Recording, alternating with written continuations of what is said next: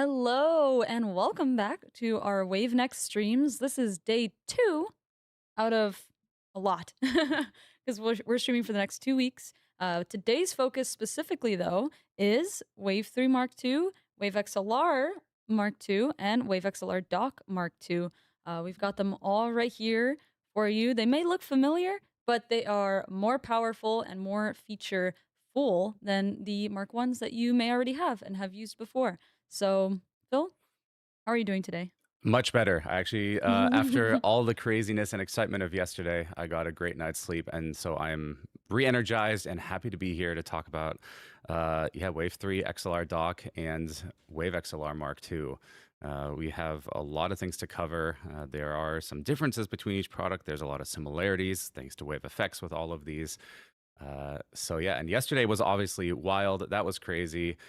We went over so many different things. We talked a little bit about everything and just what the general, like what our vision is for Wave and for creator audio and what we're doing here. So yeah. I'm amazed how much talk about the banana yesterday is still in the chat already. I should have placed bets like how many minutes will it take? I think it took less than 5. I also went back to the stream and I watched that part. And when I ate the banana, I didn't see it at the moment, but everybody was like, no, the banana. She killed the banana. Yeah, it's a measuring device. It's not food at that point. So chat was correct. So I'd like to apologize for eating the banana yesterday.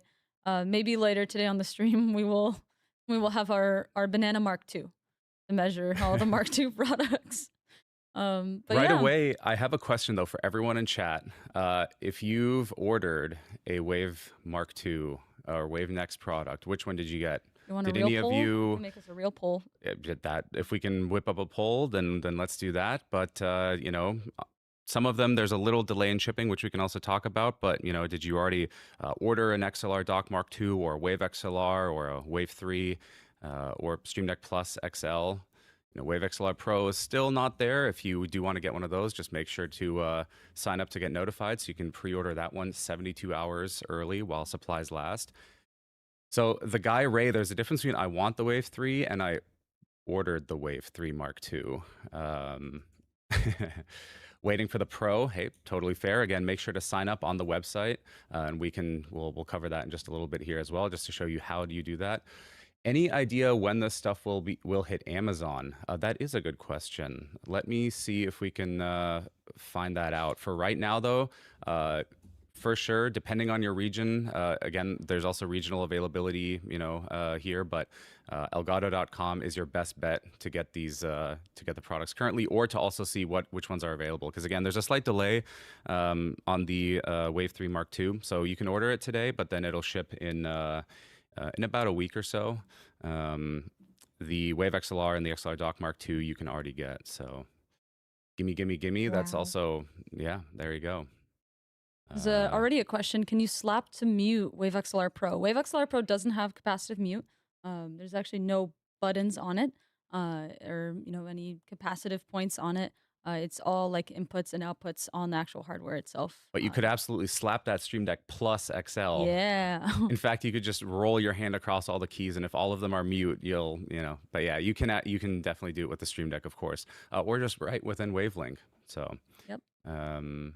Where can I get this in Norway? Again, the best place will be to check. I don't know that specifically. Check Elgato.com for your region. Usually when we do these product launches, it takes a little bit to roll out everywhere. So again, just check Elgato.com, see if your region is there. If it is, awesome. If not, then that might also just come at a later point. Yep. So we should have a poll here. If we can turn on the poll.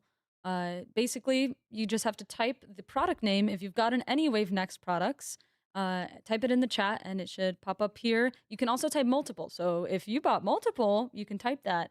And I would love to see everybody typing Wavelength 3.0 because that's free for everybody now. So if you're on Windows or Mac, you can get that right now. You can actually, before this poll ends, you could probably actually not do that and then yeah, and then come back and vote. So everyone has an answer here. Everyone can vote, actually, which is super cool, thanks to Wavelength 3.0. Yeah. Got 3.0 since the beta. Very cool. Hyperkin with the Wave XLR Mark II. We got a Wave XLR Mark II. Okay, all right. Very nice. Some more Wavelength 3.0. Let's go. Nice. Love to see it. Oh, we got a Wave XLR Dock Mark II. I know you guys were waiting for that. Thank you for your patience. Obviously, we couldn't share too many details, but now we have Wave XLR back and even better than ever. Stream Deck Plus XL, but it's not on the list. Yeah, that's because this is focused on specifically the Wave devices. Yeah. Stream Deck Plus XL will also have its own live stream, but today we are specifically talking, well, actually the products you see in front of you, and for this poll, we've also got the Wave XLR Pro on there. Yeah. So seeing a lot of Wavelength 3.0, again, as expected. It is free. You can download it right now, even if you don't, here's a hypothetical bring example. Up that number. If you have a Elgato Wave device today, right now, and you are thinking about upgrading, then you can still download Wavelength 3.0 today and use it. If you don't have an Elgato Wave device, like let's say you have a SteelSeries mic, a Razer mic, a HyperX mic, any other microphone, does not matter. Could be a headset mic, could be a laptop mic, could be some AirPods. You can still use Wavelength 3.0. It's really cool. So you can still go ahead, download and install Wavelength 3.0, check it out while you wait for your Wave device to be delivered. So Wave Rug Mark II is not an option, so that's not on there. There's not even a Mark I. Oh, slow down, slow down. Yeah. And here's another little thing. So there's some, MK. How do you guys read it? Is it MK.2, Mark II? Is it Mach 2? How do you guys say it? For me, it's always been Mark II. Yeah. Mark II. I see a question from Tango asking when in Q2 Wave XLR Pro will, be available. We don't have a specific time to share right now. The window is just Q2. Possibly as we get closer to the date, maybe we will have more details. But if you do want to be the first to know, make sure to head over to the Wave XLR Pro website, landing page, and sign up. So that you can be part of that 72 window to make that purchase when it is available. So only people who signed up to be notified for that window will be able to buy during that time. So you definitely want to make sure that you sign up so that you can, get your hands on Wave XLR Pro. You already did that? Perfect. Love to see it. So you'll get an email notifying you when that is available. Thank you so much for your patience. Alexis LX, I've seen several reports of Wave 3 bugs which are going since the beta phase and have not been addressed yet. Do you have a comment? Yeah, sure. So the public release that went out yesterday, if you read the release notes, they have tons and tons of fixes and changes in there. if there's a bug that's been around since the beta, it might just be that it just hasn't been addressed yet, but definitely is logged. Pretty much everything you guys fed back to us, we have, in our system.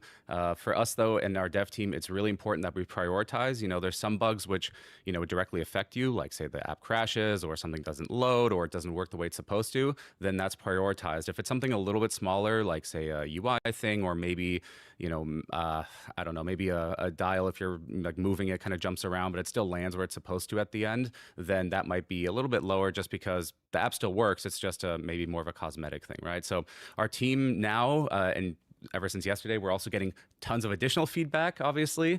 And with so many devices being supported by Wavelength 3.0, I'm sure there are also bugs that we haven't even encountered yet or that aren't on our system. So just, trust that we are reading all of your comments. We're getting all of your feedback. The best thing that you can do is, even if you are reporting this on, say, on Twitter, on Reddit, on any of our other platforms, really the number one thing you can do if you run into a problem with Wavelength 3.0, contact our customer support team by going to our help page. That way, what they'll do is they can get logs from you, basically all the information that makes it really much easier for us to like figure out what's going on there. Because if you do that on Reddit or Twitter, it's like just, hey, this isn't working. And then we have to figure out, okay, well, which device do you have connected? What software version? Blah, blah, blah, right? So there's a lot of other stuff. So I still recommend you do that, but really the best thing and my suggestion would be to just contact our support team, tell them like, hey, I'm running into this bug. They'll ask for log files from you, and then that gets into our system. So yeah, Wavelength 3.0. Again, it's out. You can try it. If you see something that isn't normal, then, like I said, just reach out to us. So, Yep. yeah. We do have a question from Doc, who says, I heard that XLR Dock MK.2 is not compatible for Stream Deck Plus XL. Can you connect Wave XLR Pro to your Stream Deck Plus XL? Well, you wouldn't connect that to your Stream Deck Plus XL. So those are kind of two questions, right? So XLR Dock MK.2 is not compatible with Stream Deck Plus XL. So if you do want to have that Stream Deck and, XLR Dock combo, you'll want to have a Stream Deck Plus for that.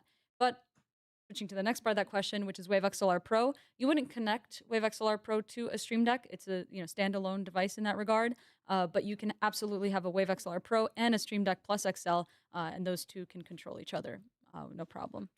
You have one over here. I do. So yeah, you would actually just connect your Stream Deck Plus to your computer, your Wave XLR Pro to your computer, and then using Wavelink and the Wavelink plugin, that's how they talk to each other. I'm holding both, so that's about the best visual I can give you. They just talk to each other. Oh, like, or we'll go like this. They just talk to each other via Wavelink and via the Stream Deck plugin. So just both of them connect to your computer. Yep. Is voice focus included in Wavelength 3.0 or only for certain Elgato hardware? So it is included with your Wave device. So if you have and this goes across across our entire Wave lineup. So not just the Mark II devices, but also all of our, at this point, legacy devices. Yes, you do get voice focus with those. In fact, maybe just real quick, we can switch over to the desktop here. And actually, let me, to do this, let me just connect the Wave 3. Since there's two ways that you can essentially get voice focus. And I'm just going to mute the mic here. The first one is if you connect your Wave device, you will then have it in the settings here. So you can simply turn it on as a software effect. Now, this is only for the Wave device itself. So this is just for your microphone. And this is what's included when you buy a Wave device. There's a second version of voice focus, which you can apply to channels that you add into Wavelength. So for example, if you had Discord on here, your friends are all talking, they're eating chips on Discord's, noise removal isn't handling it. Or let's say you're even just watching a video on YouTube and you want to, have it sound even better. You can apply voice focus to these input channels.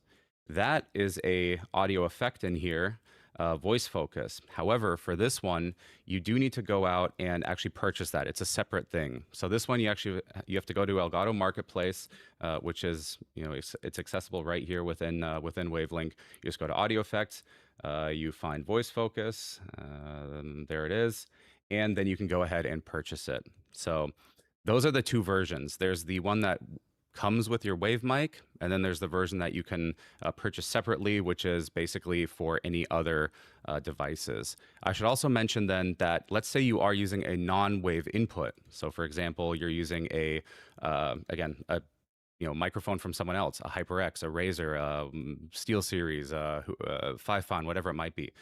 If you want to add a voice focus to that microphone, then you will need to go to Marketplace and purchase voice focus. So hope that clears things up just a little bit.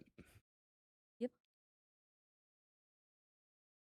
All Welcome, right. Gelatin, to the stream. Speaking of streams, I think we should actually really quick talk about what the next 2 weeks look like before we get Yes. really deep into the discussion. So we are streaming for the next 2 weeks. And with that comes so many, Q&A sessions, demo sessions, some amazing guests, and also some really cool giveaways. So today, like I said, we're focused on hardware, but on tomorrow's stream, we will be talking about Wave XLR Pro and Stream Deck Plus XL. So as a note, on today's stream, if you have questions about those two products, they might not get answered today because we have so much to talk about with these three products already that we want to discuss. So if you want to ask about questions about Wave XLR Pro and Stream Deck Plus XL, then definitely join back tomorrow. But this is our focus for today: Wave 3 Mark II, XLR Dock Mark II, and Wave XLR Mark II.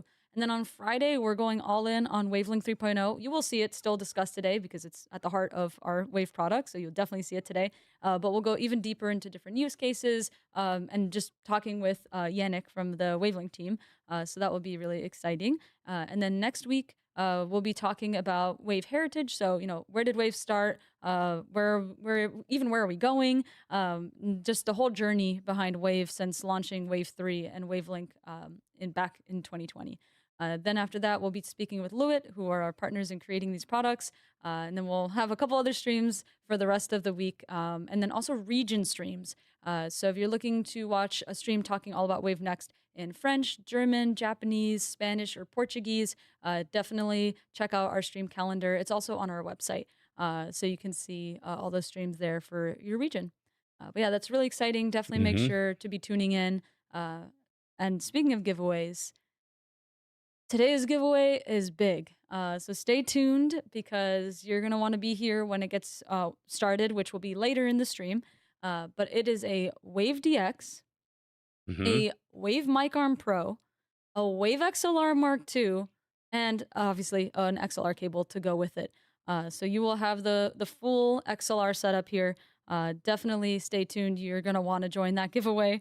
That's going to be exciting. So it's like the full, you basically have the full thing, right? It's, wow, okay, that's super cool. That's like the bonus. I mean, yesterday we gave away Wave 3 Mark II, but today, since we're talking about these three, we're like, you know what? Let's do a Wave XLR Mark II and let's make it the full setup. So this is, someone's walking away from the stream with a full XLR setup. So stay tuned. The giveaway is not started yet, and the giveaway will also only be on Twitch. So if you want to join this giveaway, you have time, no rush. It will be later in the stream when we run this giveaway. But make sure that you are on our Twitch, you're logged in, and you're ready to go. You'll also have to be following us to enter, so make sure to follow. You should also just do that anyways. Because we are about to hit 50,000 followers, so help us get there. You should do what she says. I'm just here to talk about stuff, but she's running the show, so. All right. So I guess any last things before we switch over to our wonderful guests? Maybe we can get in like 2 more questions before we take a look at actually a cool video, and then we'll start jumping right into these products. Oh, they're excited about the giveaway. Yeah, will Wavelength 3.0 be updated to support more than 5 output mixes? Good question. Maybe not. It's out now. We'll see. It is software, so we can update it. And that's part of our mission here with Wave Next is that we are really looking at this from that software-defined workflow perspective. So yeah, in theory we could add more, but we want to also just roll it out, get it to you guys. Everyone starts using it. What I'd love to hear from you, chat, and also just generally across anywhere that you're talking with us is, if you do want more mixes, how come? What are you using, and what do you need those for? I would be very curious to know. I'm not saying right now in the chat because we're about to actually jump into our next topic, but if you're on X, if you're on Reddit, if you're in Discord, leave us a comment there.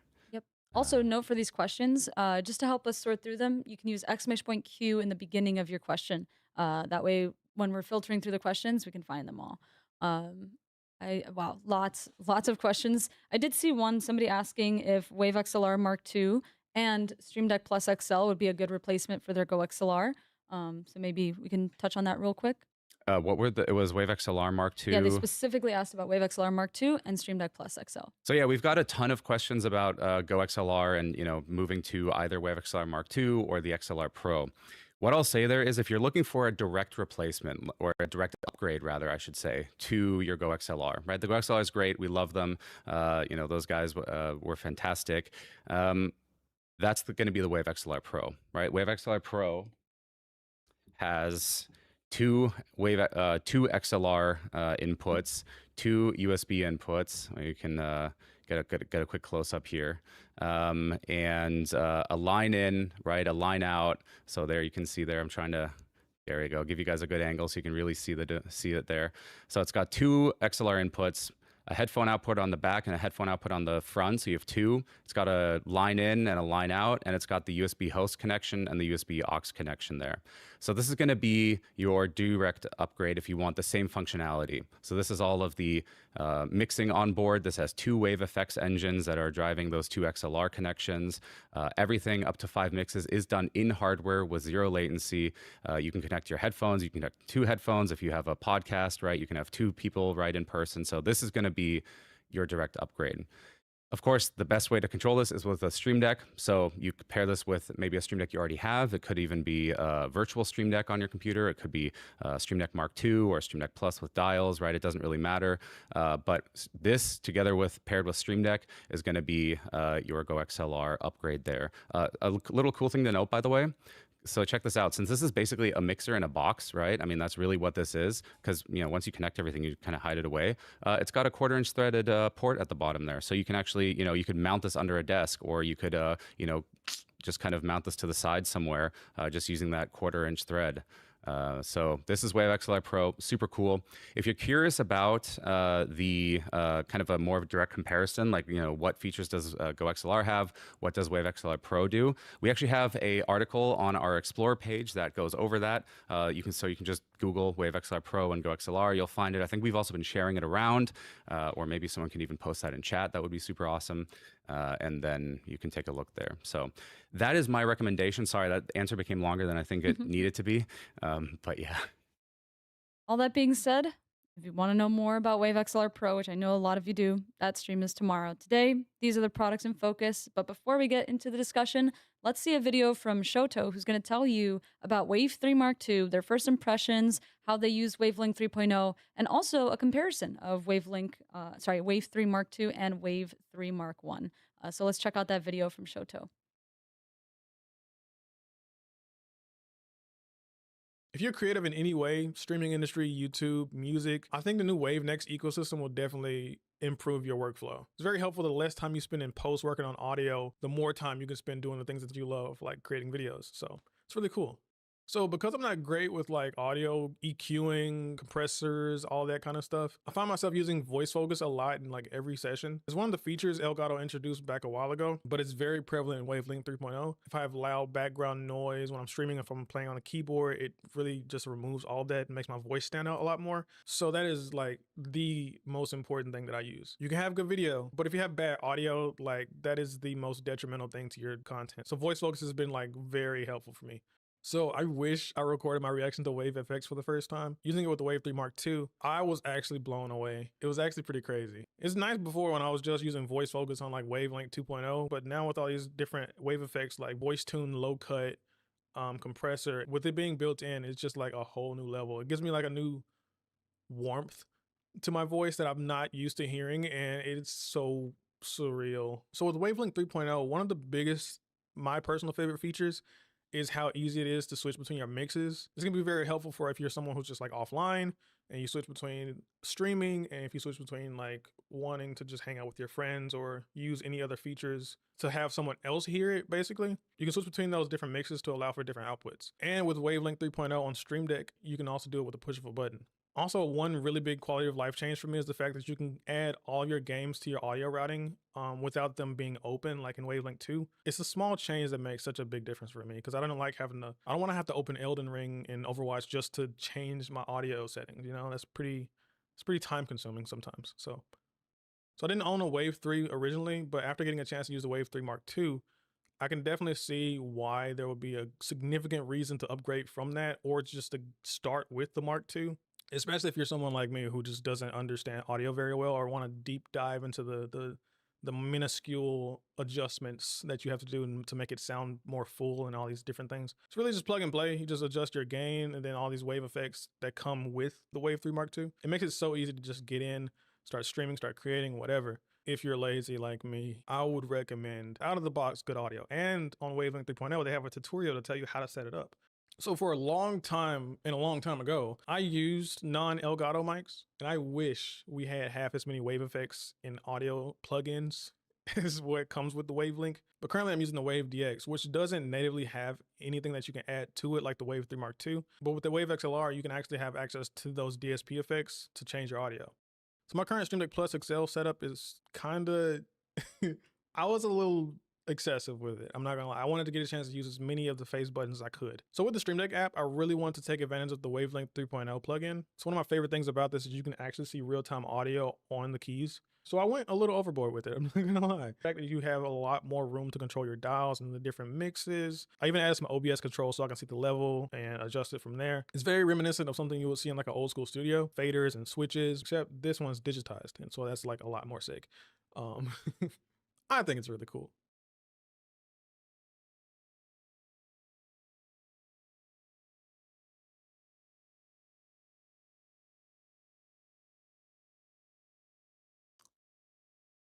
All right, and we're back. What an awesome video by Shoto. Thank you so much for that. And I hope I'm saying the name right. It's always just like, is it Shoto? I think it's Shoto.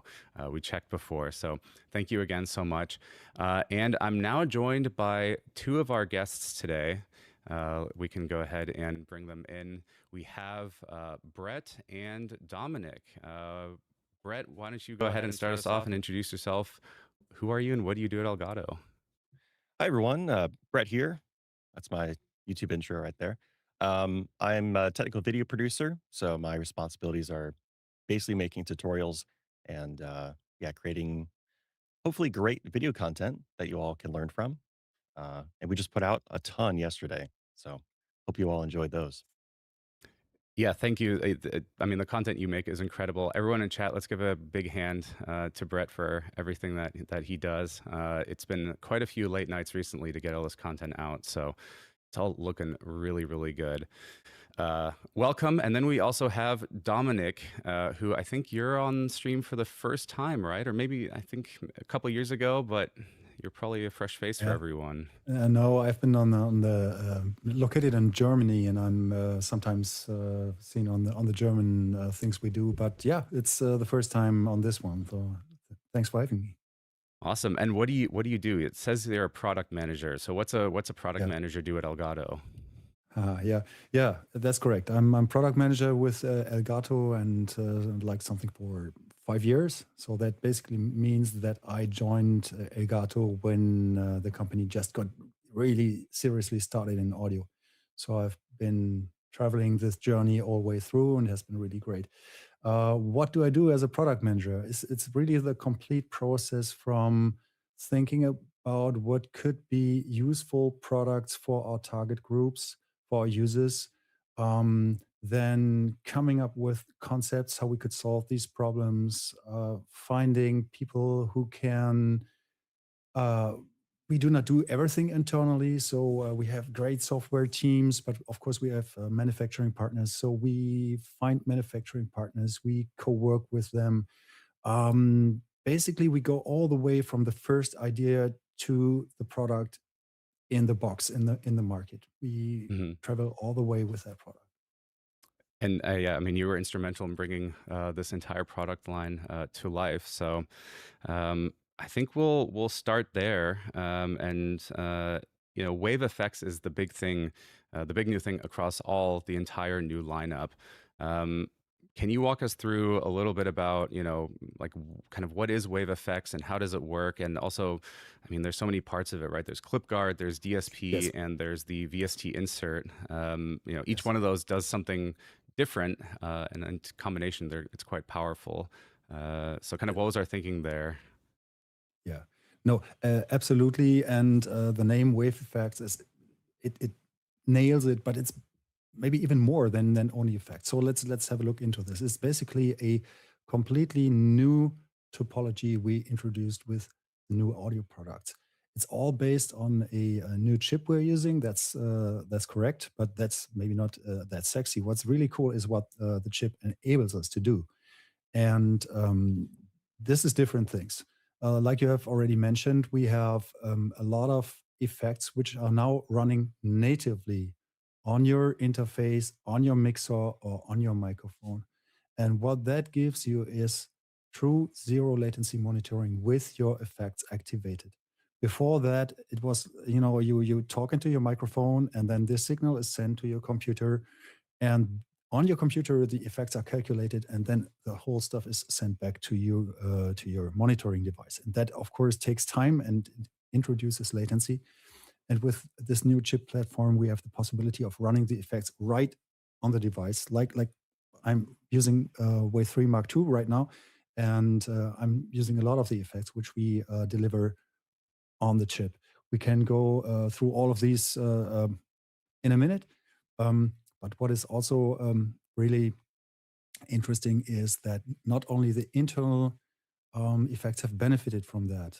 We have introduced something we call the VST Insert, and it is a topology which is a combination of the chip and the software, which enables us to also reduce latency. A lot of this stuff is about latency. So we have a shorter latency here too compared to what we did before. And also, if you are used to our audio devices, before all this, we had something, the mic effect channel, right? So if you wanted to use effects, it was, the routing was kind of, it worked, no question, but it was, a little bit difficult because there were separate channels for your original signal and then the one with the effects, right? And now we have found a way with this new topology that you only have this one channel with your voice, and either with or without effects, no matter what you do, it's only this one channel. Yeah. Yeah, it's we'll talk about VST Insert and actually show that off here in just a little bit. But I have a question for both of you.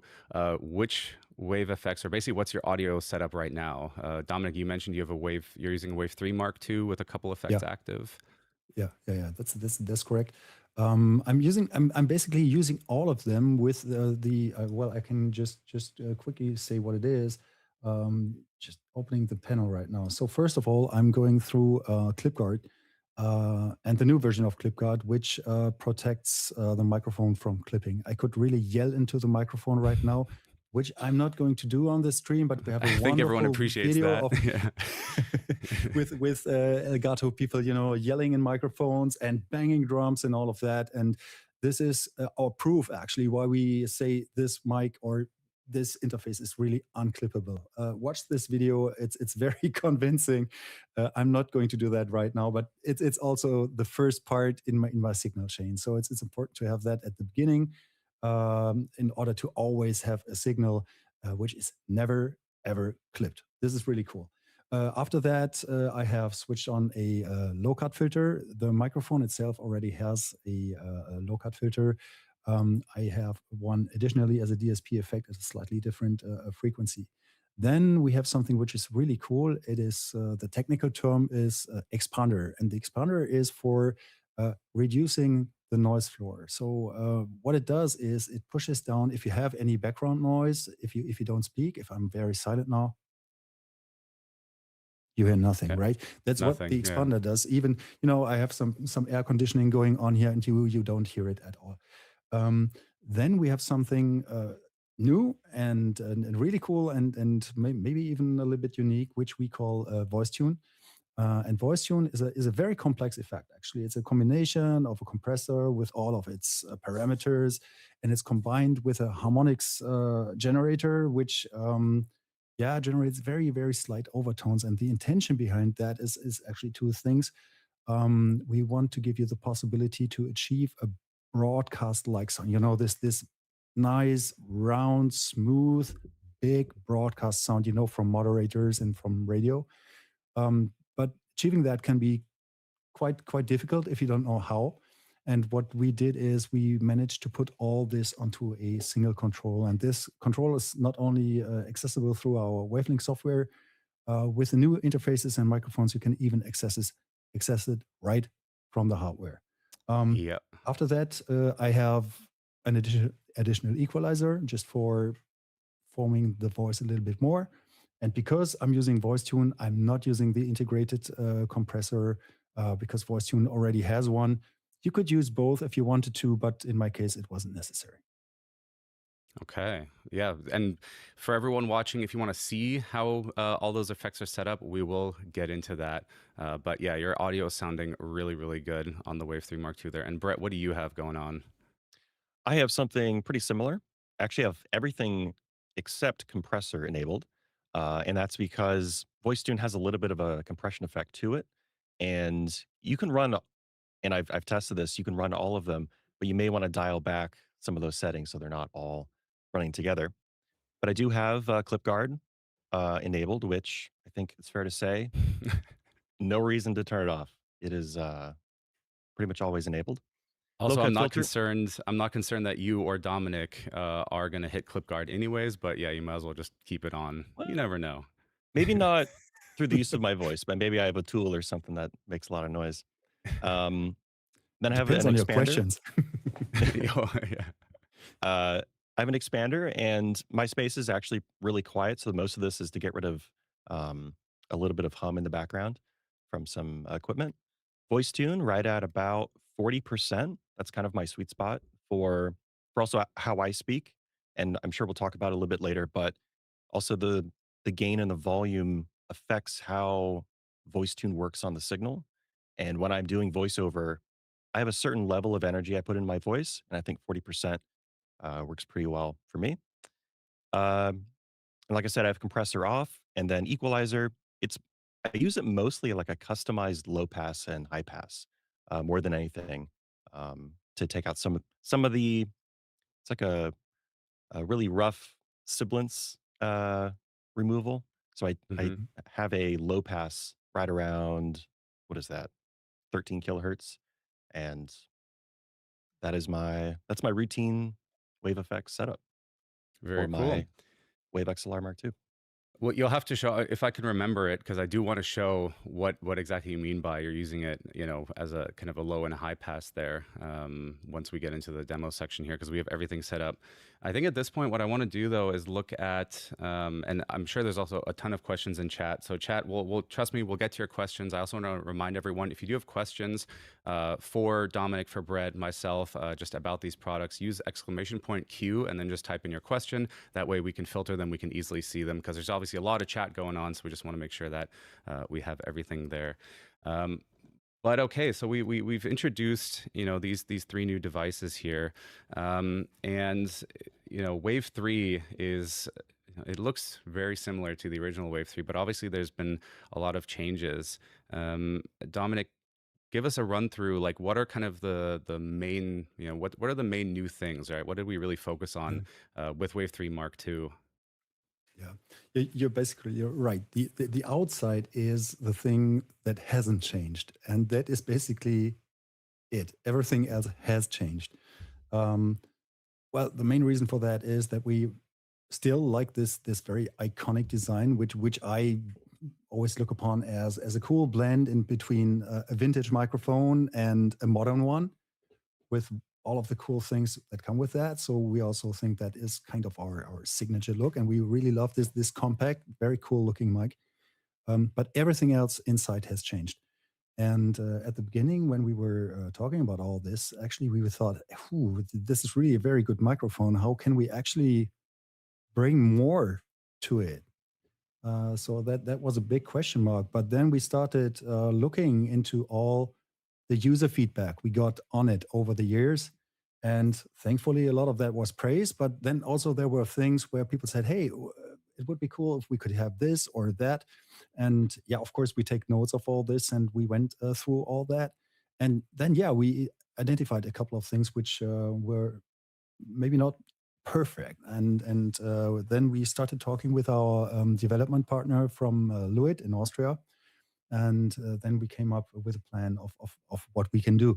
And basically, the complete electronics inside is completely new. And so there's a lot of stuff going on in terms of technique, but breaking it down to a couple of things. First of all, the heart of the microphone, that's always, well, we have the Wavelength processor, no question asked, but the heart of every microphone for a start is its capsule. And yeah, the old one sounded good.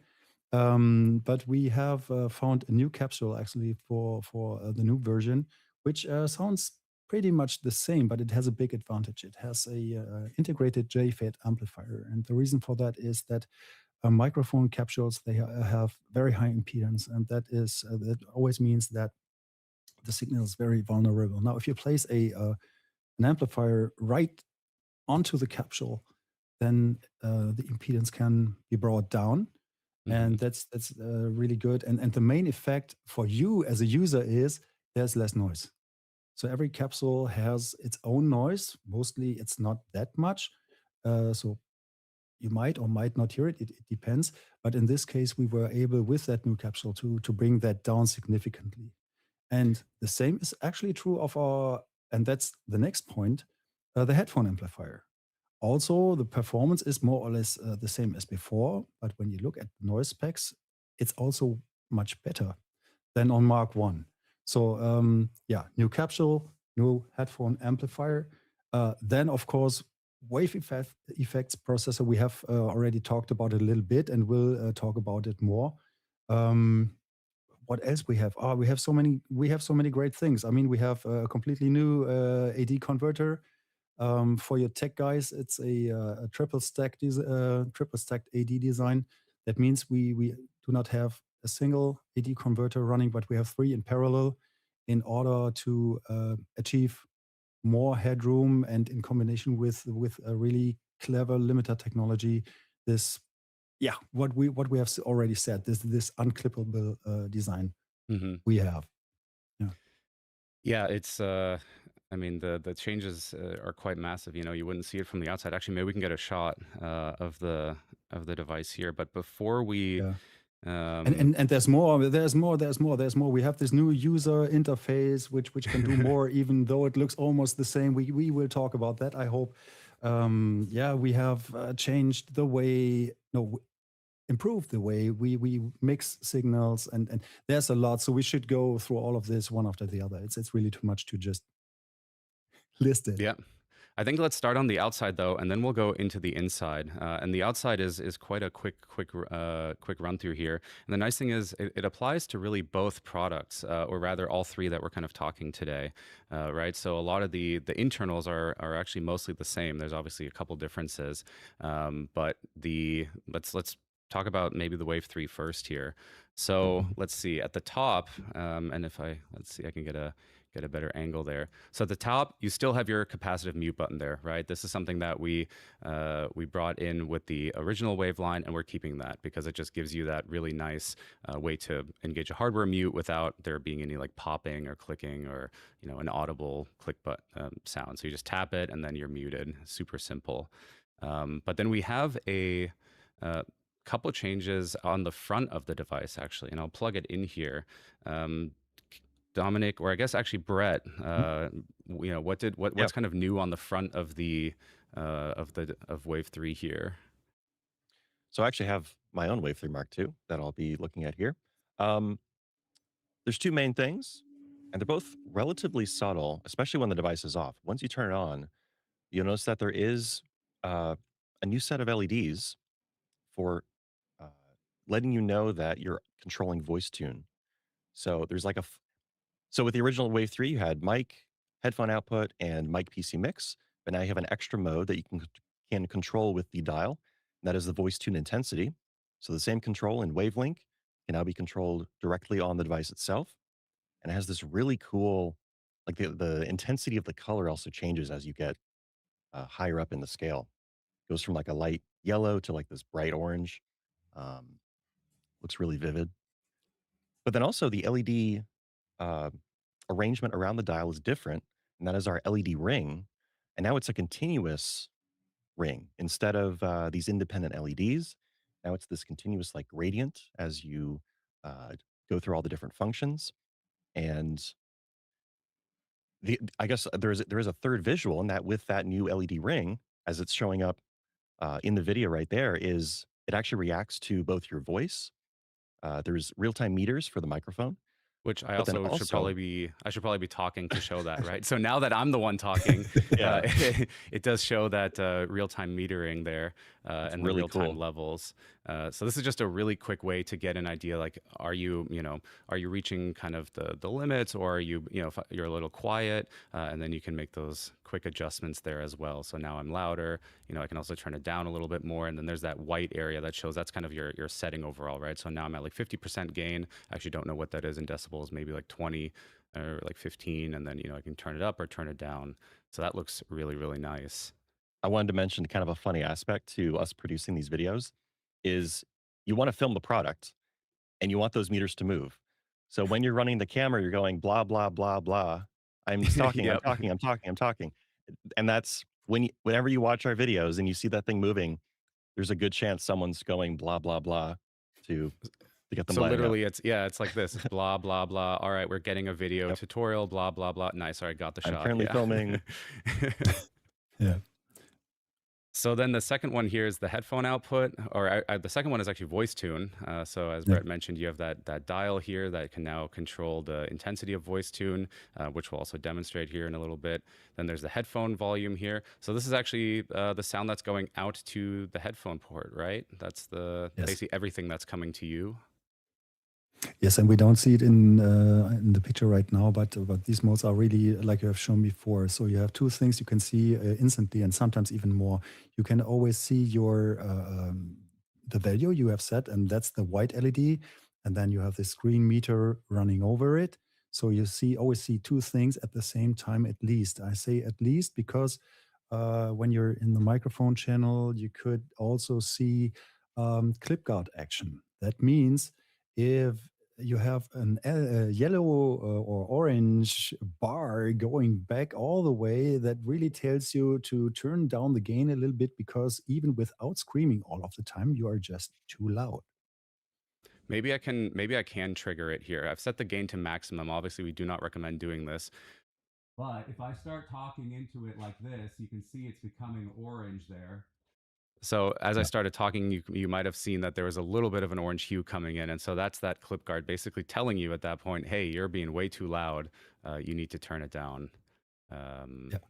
So you'll still sound okay, obviously. ClipGuard is doing its job, but basically ClipGuard is also an indicator for you to maybe turn down the gain just a little bit.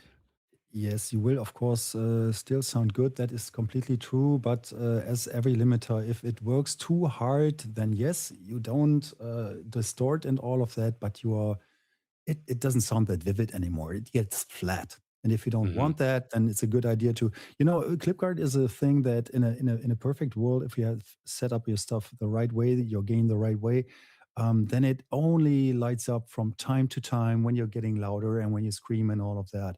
That's basically what it's for. It's not meant to be on all the time. So it's really not for shaping your dynamics. That's what we have the compressor for. It's really a safeguard.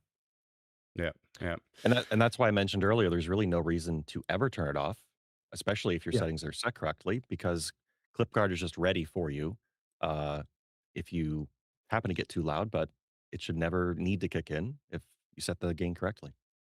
This is correct. And what's also interesting to know is that it is out of the chain if it doesn't work. So it doesn't, like Brad said, you can always keep it on because it doesn't have any negative impacts when it's not working. Yeah. I do see it in the chat there. CrossCon, it was a terrible display of ClipGuard. Yeah, I was just showing a visual there. I'm not actually, I wasn't going to scream into the mic, and because it actually is still louder, right? I set the gain to maximum, so it would have been incredibly loud. Everyone would have woken up if you were asleep. So yeah, maybe we can do that later, but I suggest we have a YouTube video that, or some other videos that kind of show how ClipGuard works. I really suggest watching that. Yeah, so that was on purpose. We just wanted to show the LED there. The LEDs, and it was a different mic. So yeah, it was really just the visuals, because we were talking about the LED ring, right? And then there's one more thing at the end there, and this is also a change that's been made to Wave 3 Mark II and to actually all of our Wave devices compared to the original, and that's the way that the monitoring works and basically the options you have there. So what changed there? So if I actually go over to that, so now instead of seeing, so all I'm seeing here is one line that's basically turning on. It's not basically the slider going back and forth like previously. So what changed here? Why does it look like this? Yeah, we have added something. We have kept what we had, and we have added something. So what we kept is the old version of mixing what's coming from your PC, for example, your gameplay, your music, or whatever it is, with the voice you're recording from your microphone. So with the Mark I version, we had this crossfader kind of a design, meaning that if you turn the dial, then you would lower the volume of your voice while raising the voice of everything coming from your computer at the same time. So like a classic DJ fader, basically. But a lot of people told us that they would prefer something else, because that doesn't really match their workflow. And therefore, now we have a switchable option of doing something else. And what the other mode does is, and it also visualizes differently on the LED ring, it keeps your mix coming from your computer or from our Wavelength software, which is also on your computer, of course. It keeps it at a steady level. And then this mix control only changes the volume of your own voice against this fixed mix. And I think a lot of users will appreciate that very much, because we got, a lot of requests for that. Now it's I actually have it. Maybe I half have of it them up were on from me. Wavelength. Yeah. I can actually show that in Wavelength here, how that looks. So of course it's represented on the dial, and then in Wavelength, this is actually how that changes, right? So the previous mode, or basically how it works on the original Wave devices, is you have this kind of ratio between how much you hear your computer and how much you hear the microphone, and that worked. But obviously, and this was feedback from myself, Brett just mentioned it, and from many of you in the community, that you would rather just, because I think some of us just kept it at 50% always. And, essentially the annoying part was that if you wanted more mic, your PC volume would actually get lower, which is, kind of, it's annoying, right? So the new mode is you can switch it here to linear mic mix. And this is actually the default. So this is how it is when you get your Wave Next device. And now your PC volume is essentially always at 100%. So it doesn't matter, how much of yourself you're monitoring. And now that volume control is basically, it's like you're controlling it just in Windows here, or of course through Wavelength, but it's always at that 100%. And you can simply choose how much of yourself you want to hear with this slider here, or on the dial. You can make that change. So if you don't want to hear yourself, I'm someone like that. I actually don't like hearing my own voice. I just turn this to 0. Easy. Brett, what's your setup? Do you listen to yourself? When I discovered that, this was back, I don't know, 12 years or something like that, when I got my first audio device that could do real-time zero latency monitoring, I was hooked. And the big reason is I like closed back headphones. So it blocks out my voice, and then I feel like I'm talking, but I can't really get feedback on how loud I am. So once I started using headphone monitoring, or real-time mic monitoring in my headphones, I couldn't go back. And so I love hearing myself in my headphones, because also it lets me know, am I actually making noise? Am I just, obviously if I'm muted, I see it's red on the LED ring, but it's that extra level of, it's like I'm not wearing headphones. I think that's the thing I like about it. So yeah, I can't live without monitoring. Yeah. And so now you just have that option with any of our Wave Next devices, where you simply go 100% or 80%, and that's just how much of your mic you hear. So that's been a really nice change. And again, that applies across, you know, the XLR Dock, the Wave XLR, Wave 3, and Wave XLR Pro works a little bit differently there because of how the mixing works, but essentially you also there have the same options. So since we're kind of on monitoring, and that kind of covers, I think, actually the main hardware changes, right? We talked about the headphone output, we talked about the dial, we talked about the mute at the top. Is there anything else that's changed on, I'm thinking about like the outside Yeah, I have something else, and that Oh, basically okay. even goes into a category, and I would call that category ease of use. We have introduced, I think, a few things which make people's lives a little bit easier. Voice tune is one of them. So getting this great broadcast sound without even knowing what you need to do for it with just a single control. That is really something which is very cool. So you don't have to be an audio engineer in order to sound good. That's really cool. And there is one other problem that a lot of users facing who are not super trained in audio, or maybe not even interested in why all this works the way it does and all of that. And that's setting your gain properly.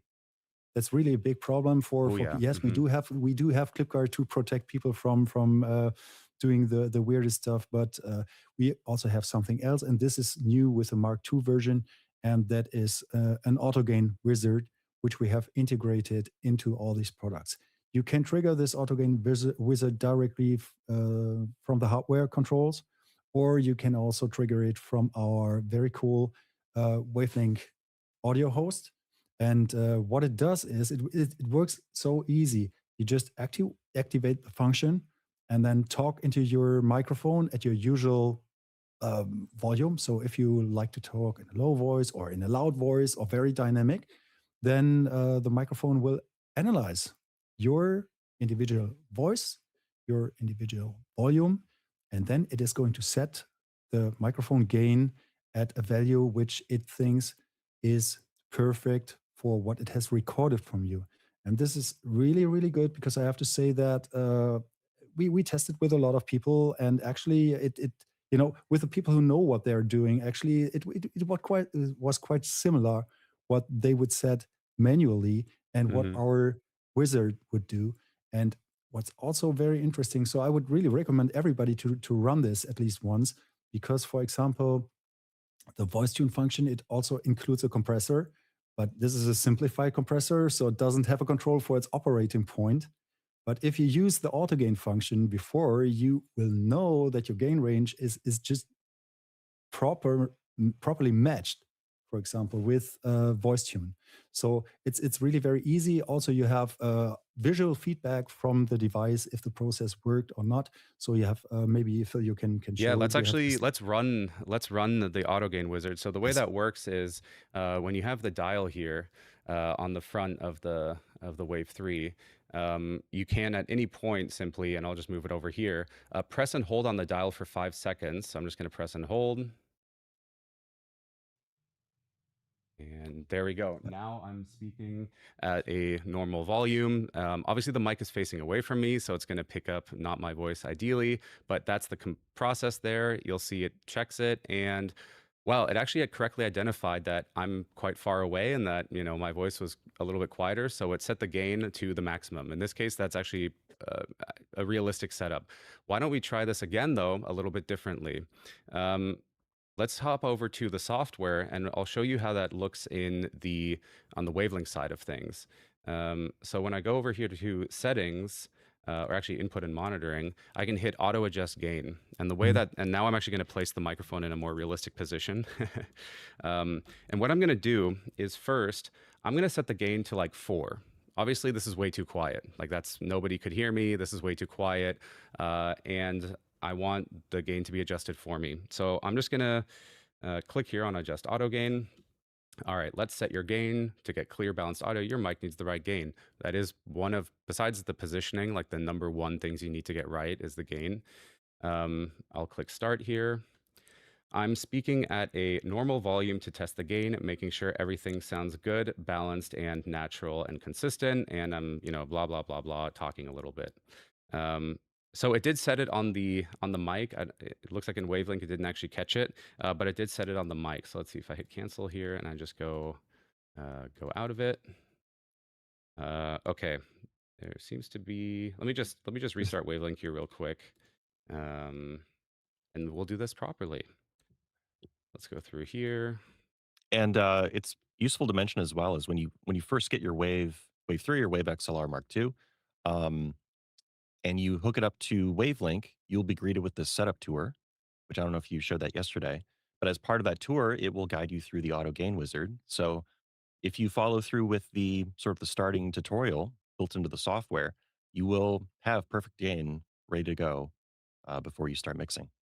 Yep, and we'll show Actually, that yeah, in just a bit here as well. Oh, go ahead. Yeah.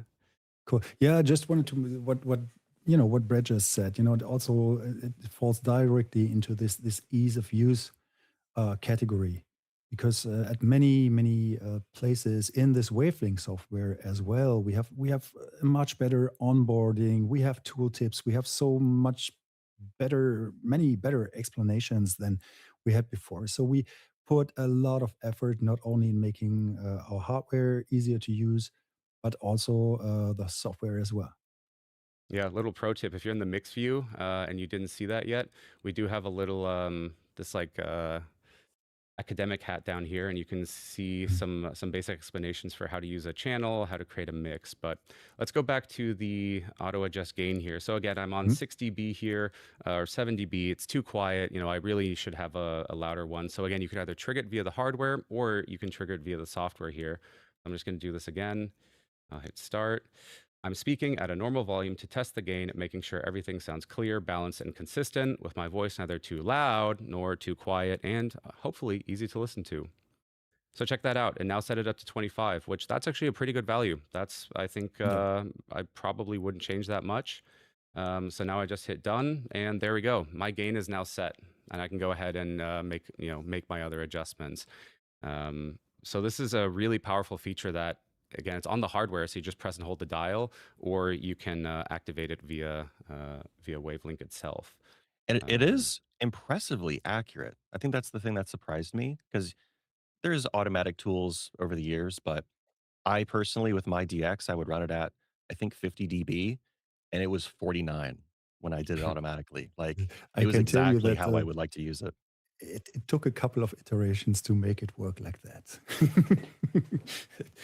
So it's a little bit complex, but yes, I agree. For a lot of people, it works really well. And just like I said, we have quite a lot of people who say this is actually very close to what I would have said by myself, and this tells me that it should also work very well for people who don't know what they want to set or should set. Mm-hmm. And we have a question here that I'm just going to answer right off the bat, or basically bring up here. Does this work for all mics or just the Wave 3 Mark II? Only for I'm sorry, not for everybody's mics. You need to have an Elgato mic. It's exclusive because it's coupled to the hardware. That's the answer here. So it works with Wave 3 Mark II. It works also with Wave XLR Mark II, also with the dock. But since this is, like said, since it's coupled to the preamp and coupled to the hardware, this is exclusive for our new Mark II audio devices. Yep, exactly. But yeah, great question. So then I think that does cover everything that's new on the hardware on the outside. So of course you have the capacitive mute, which is the same as on the previous Wave devices. Then of course you have the new voice tune setting. You have the new dial with the LED ring that shows you everything going on. You have the auto gain wizard, the improved headphone output. So really quite a substantial change there, even though, again, the basic design, it looks the same, but just a lot of smart improvements and upgrades. We talked about the outside, but the inside is where really the magic happens here, I think, with Wave Next devices. So let's talk about Wave Effects. And there's so much to go over here. Maybe we can start off with just what is it, where is it, and we have some nice visuals actually on our website that we'll use to help guide us here, because Wave Effects is inside of the device. So Dominic, what did we do here? What is Wave Effects? Yeah, it's the combination of a specifically chosen chip which we're using with a completely new developed firmware. which is, for example, enabling things like the VST Insert, uh, then the new driver structure, and then coupling all of this to Wavelength. So actually, all of this is very, very interconnected, and you cannot really say that WaveFX is a new chip. It's really the integration of everything, and everything really needed to be redesigned in order to make it happen. So it's really the VST insert with lower latency. It is the possibility to run effects on a chip without adding any latency. That means no matter if you only have no of these DSP effects activated or all of them, the latency is going to be the same. They just won't add any. Um, all these things, all what I just said, the circumstance that we don't have microphone effects anymore, so that effects really appear on your on the right channel. All of these things are results we're getting from this interwoven structure in between chips and firmware and software, which we call wave effects. And so we have this nice visual here. Of course, like you just said, wave effects is just a little, it's the entire thing essentially. But really, there are kind of three core features that are powered by wave effects. We talked a little bit about ClipGuard earlier, but why don't we just start there? I mean, getting the gain right is the first thing, but let's say your gain isn't right on your microphone. Every wave device has ClipGuard 2.0 in it. And so it's a combination, even within ClipGuard, of a couple different technologies. So what did we do here? What's new with ClipGuard 2.0? Yeah, we talked about it a little bit already. So what we did is we changed the AD converter completely. The AD converter is the electronic part which is responsible for turning your the analog signals coming from your capsule and your amplifier into digital signals, which can then be processed on the mic and in your computer. And before, in the Mark 1 generation, we just had a single one. And now we have 3 AD converters running in parallel. And now the question is, why are we doing that? When they record all of them the same signal, the thing is they record it at different levels. So we record at very low levels, at mid levels, and at very high levels. And then the processor will, without you hearing it, switch to the one which is in the best range. And that will increase your dynamic range drastically, which is very good for avoiding clipping anyway. And this is then followed by even more than one, but let's call it a stack of intelligent limiters, which then, in case the third one is still clipped, they will take care that you still are not able to create distortion on your signal. So that is that, and also these, as we can see in the picture, these internally work with 32-bit flow technology, and all of this is really aiming at headroom. So we have tons of it, and that's why we have very low noise, why we have a lot of detail, and why we have no clipping. I think somebody mentioned this the other day, but would it be fair to say that the stacked ADC setup is a little bit like HDR photography, where you're essentially taking like multiple exposures, like a darker picture, a lighter picture, and then one that's kind of more in the middle, and you're kind of using those? Yeah, it's not exactly the same, but I think Sure. we can use it as a comparison, because it's really like that. You have the same source in different, let's call it, intensities, and you have an algorithm comparing, and with HDR you're layering, and this is not what we're doing here. But still we have the same signal. In, let's call it, different intensities, and a clever algorithm choosing which range is just the best for what's happening at the very moment being recorded. I guess Right. to use the algorithm, the analogy, Yeah. it's like having 3 cameras, each set at different exposures. and you're kind of just picking which one Yes. looks best at Yes. any one point. Yes. Yeah, That's it. okay. Because those ADCs are running in parallel, Yeah. all doing their own amplification at their best Yes. performance. Yeah. Yes. And now someone comes into the room and switches on the light, and you didn't even know. And the system is so fast that it picks the camera which has the lowest light setting automatically and switches it to your output. And this is basically what's happening. You know, Mhm. this selection is being made, analysis is being made, and all this is so fast and so quick that first of all, you don't notice how fast it happens, and you also don't hear any change. Right. Okay. Yeah, 32-bit float is so fascinating on a hardware level.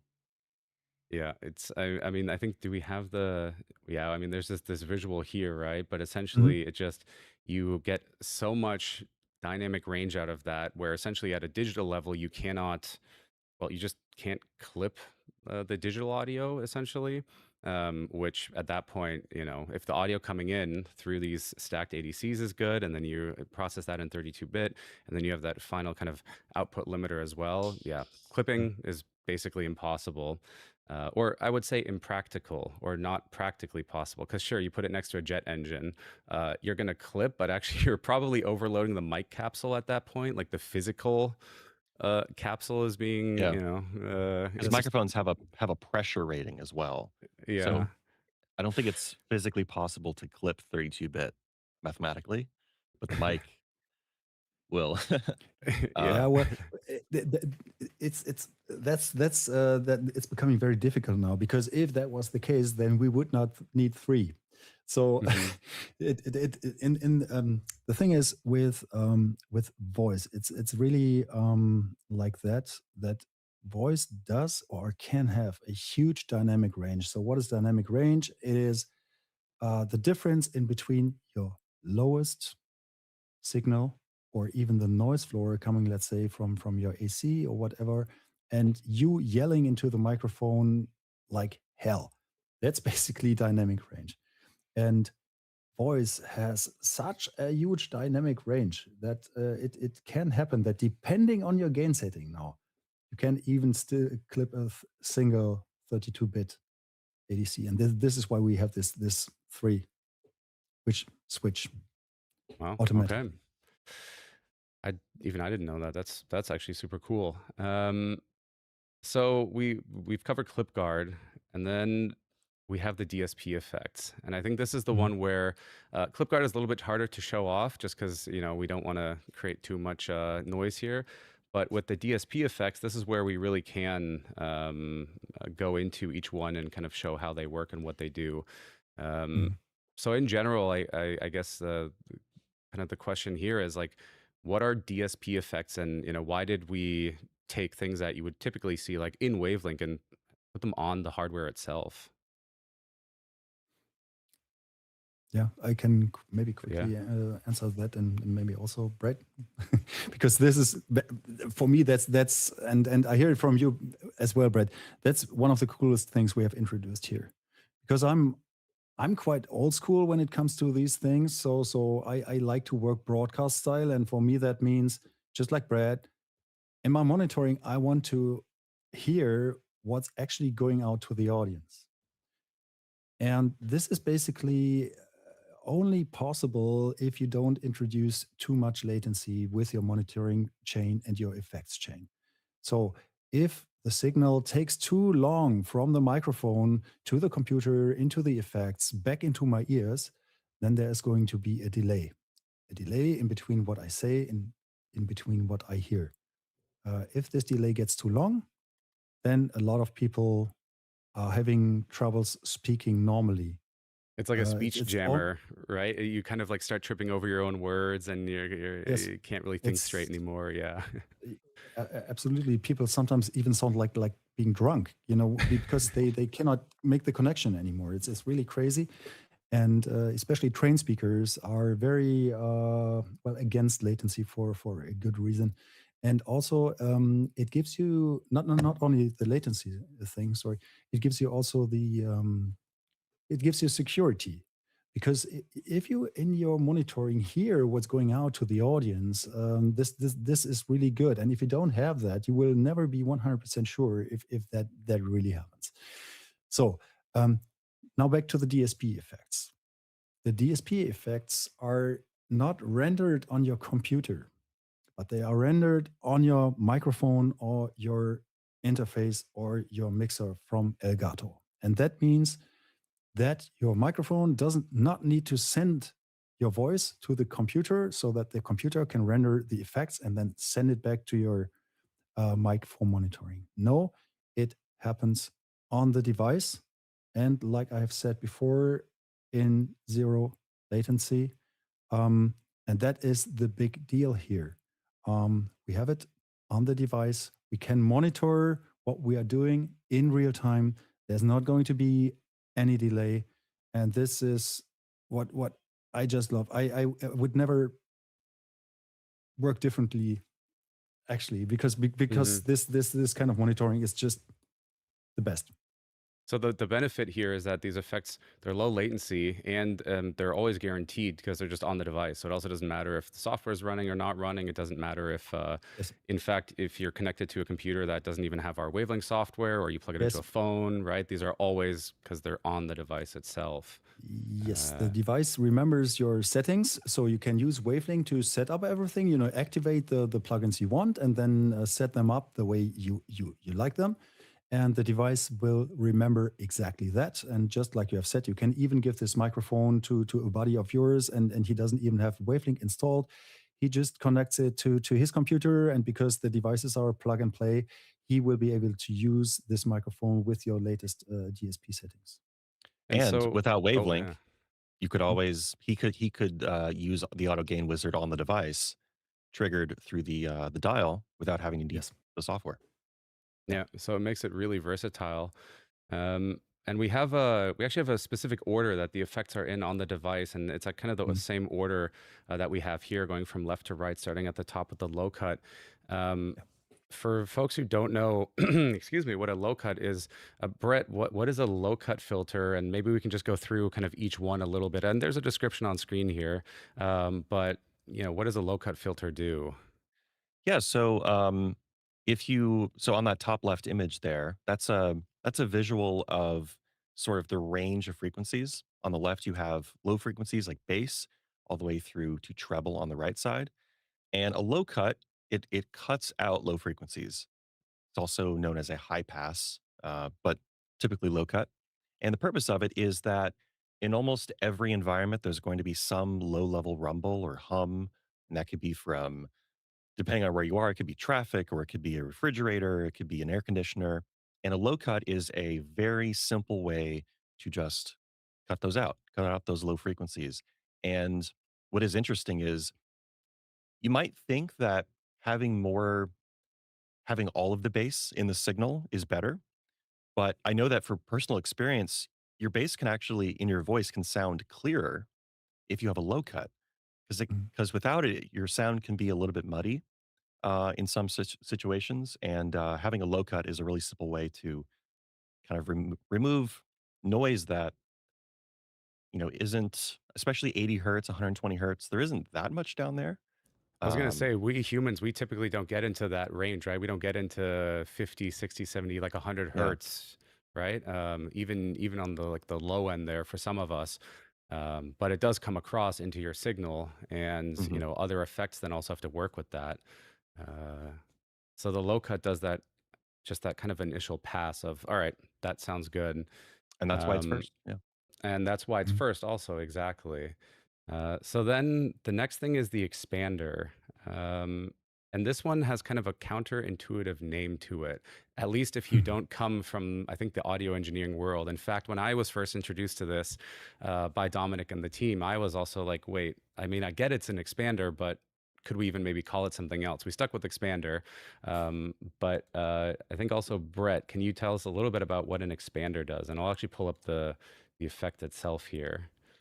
Yeah, an expander is, I don't know if it's fair to say the opposite of a compressor, but they Okay, enough, yeah. do, but they, so an expander's purpose is, if we just think of the name, it expands the dynamic range in a sense where you are taking quiet sounds and pushing them lower. And that's why you, just like with a compression effect, you have a threshold, you have gain reduction, there's ratio and more advanced settings. But what you're seeing in the demonstration here is you have a threshold of where you want the effect to start. And anytime the signal actually drops below the threshold, meaning it's quieter, the expander is pushing that down. And so, from a practical perspective, you can think of the expander in Wave FX as being like a really advanced noise gate. So, personally, I like using the expander for that reason. But you don't need to push the sound to zero. You don't need to push it Mhm. to silence. Mhm. Just push it down, 6 dB or something, just enough to where when you're listening to someone talk, you're not hearing the gate open and close, open and close. I think there was definitely a period of time where a lot of streamers, to try and upgrade their sound, they just put on a noise gate, and you know, you hear them. I don't know. They pick up a glass of water or something, and then it's just loud enough to turn on the noise gate, and then you hear the hiss from the background. So with an expander, it's more gradual. How you can control how quickly it applies to the noise floor, and also how long it stays down there before coming back up. So So, and if I it can actually be start basically talking, transparent.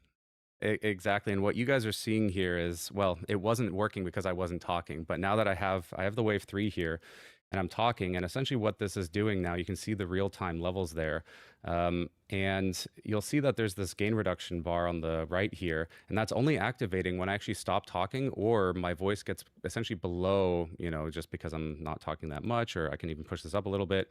You can see it's only activating when my voice gets lower and below. And what that does is it's basically going, okay, if the volume is over this threshold, this bar, don't do anything. Just literally don't do anything. If the audio is below this bar, take that level, so anything below it, and process it by reducing the gain by this amount here that's currently set. So for example, what you'll see when I stop talking, that it's going to reduce the gain by up to about a 30 decibels here. So if I stop, you can see it's pushing it down. Or if I were to actually kind of like whisper like this, it basically, or actually I need to turn the gain down even more for that to happen. But essentially now you can see it's activating a lot more because the levels are actually lower than what are, and so what this does in practice is it gives you that ability to reduce, if you stop talking, that essentially background noise, right? It just pushes like your room tone down. And when you are talking, it also just helps you get stand out a little bit more compared to any sound that might be going on in the background. Actually, Dominic, can you explain these meters? So we have input, gain reduction, and Mhm. output. What is gain reduction? What does that control actually like manifesting Yeah, as? uh, absolutely. So what we basically see here from left to right now, Phil isn't speaking anymore, but on the left meter we will see the input of the signal going into this processor. So if I Maybe were to just say start something again. talking, it would, Okay. it would Now you see show now up you see there. the blue curve, right? You see the blue curve, and the blue curve also has this additional line, and this is our threshold. And what is a threshold? It's basically the operating point of such a processor. And in standard words, it just tells the effect when it should work and when it shouldn't. So everything above this threshold, all the curves above the threshold, they will activate the thing. But in this case, well, it's an expander. It's just the other way around. So everything below that will be pushed down, and everything above that will be let through. It's basically just like you said. It's a gate with which works a little bit more smooth. So the threshold determines the signal level where the thing should start working. And the range here is maybe that makes it more and more obvious. The range is that huge that you can either use it for, if you set it gently, to just reduce a little bit of AC noise you might have in your room, or a little bit street traffic you might hear through your closed windows. But you can also, and I tried it, you can set it that extreme that you can go on a video call with someone on the opposite table talking all of the time, and you will not have them, at least when you don't speak, you won't hear them. So you can completely set the threshold in a way that even if someone talks right next to you all of the time, you will be able to push this away. And the amount you push it down or make it more inaudible, that is actually this control you're having right now. That's the gain reduction. So here you say how much you want to reduce the signal. So if you just have a little bit of noise, you might not have to set that much. If you have the situation which I just mentioned where the disturbing stuff is very loud, you might want to set more. And then the last one on the right shows the level which goes out of your effect after it has been processed. And maybe also worth mentioning is on the top, we have this little icon where you can go in more advanced settings. Maybe we can also demonstrate this actually. I think I have it. Let me just check that everything is set up. If I unmute here, you might hear me double briefly, but I'm going to go ahead and unmute and just turn down the gain a little bit more. Something like this. Chat, let me know if it sounds good. I currently don't have any headphones in, so I don't actually hear it.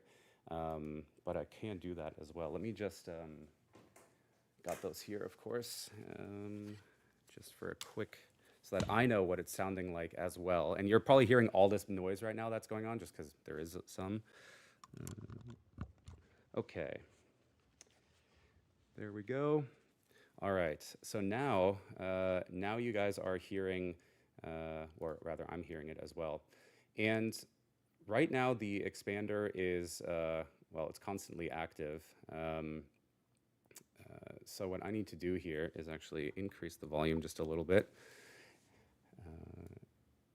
And so if I set this down to the bottom here, now you're hearing background noise. I don't know, Brett and Dominic, I don't know if it's coming through to you guys, if we set Actually, it up that way. it's not that much. You don't have enough noise, which is basically a great environment to have.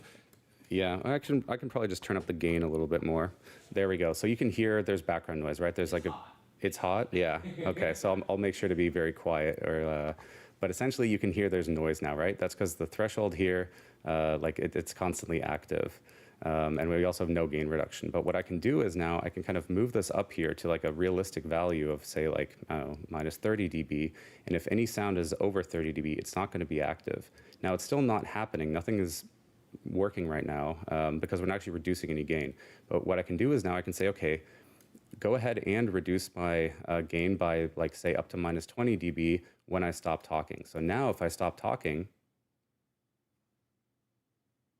right, it now has actually reduced the gain by that amount. I still come clear. I still come through clear. I would actually probably lower it just a little bit to be, not as aggressive here on the threshold. And then, of course, you can also fine tune. But again, if I stop talking, it just pushes it down. And what's nice about this, unlike a typical noise gate, is you actually don't need to always kind of bottom it out. Because if I wanted this to act like a noise gate, I can just go like this. And it will basically zero out the sound. But if you don't want that, you can actually just go to something like minus 5 dB. And what it does is when you stop talking, it'll simply almost like, just add a nice little dip in the sound there. Yeah. So it just gets a little bit quieter. The reason for that is you can imagine it like running, Now you have a very short track to run. That means if it goes back to normal, it doesn't take long. If the reduction is very, very strong, like you have said before, it might take a little bit longer to come back to normal. And depending on the signal, this might sound sometimes more, sometimes less natural. So usually if the noise is not that strong, you wouldn't set that much reduction because you don't need it, and it will just sound more natural. If you have, of course, a lot of noise, maybe some of your colleagues can sing for you and you can try it again. Then, of course, you will need more reduction to push it down. Definitely. And then, so I saw a question in chat there, like, does this use resources like NVIDIA's background noise removal? And so, no, because this is running on the Wave 3. So this is a hardware effect that's on the Wave 3 here that's currently active. Yes. It is comparable in a way because the NVIDIA one also uses hardware for doing that, and that is your graphics card. In our case, it's the Wave Effects processor, which is doing that for you. Yeah. I see another question here. Is the expander similar to compression? It's No, quite complicated, but yeah, Dominic, go ahead. no. Basically, it's just the other way around. Like Brett has already said, an expander is expanding dynamic range, and a compressor is used for, like the name says, it compresses the dynamic range. So in very, very simple words, a compressor is used to make lower sounding signals louder. So what you do is you compress. We have talked about dynamic range. You have a huge dynamic range, and let's say, okay, someone is talking with a very tiny voice here, and you have this dynamic range, and it's very low. Then you just take this little voice, lift it up, and then raise your gain. And then this little voice is very loud. So this is basically what a compressor does. So right, and the expander is just doing more or less the opposite. It's making it's pushing a low signal even lower. And that could example be your colleagues singing in the background. So this is not as loud as you. And what you do is you take this and then you push this down, and this expands your dynamic range. It's very techy. It's very tricky. So it's basically the opposite. But in terms of use case, let's maybe look at that. A compressor, what is it used for?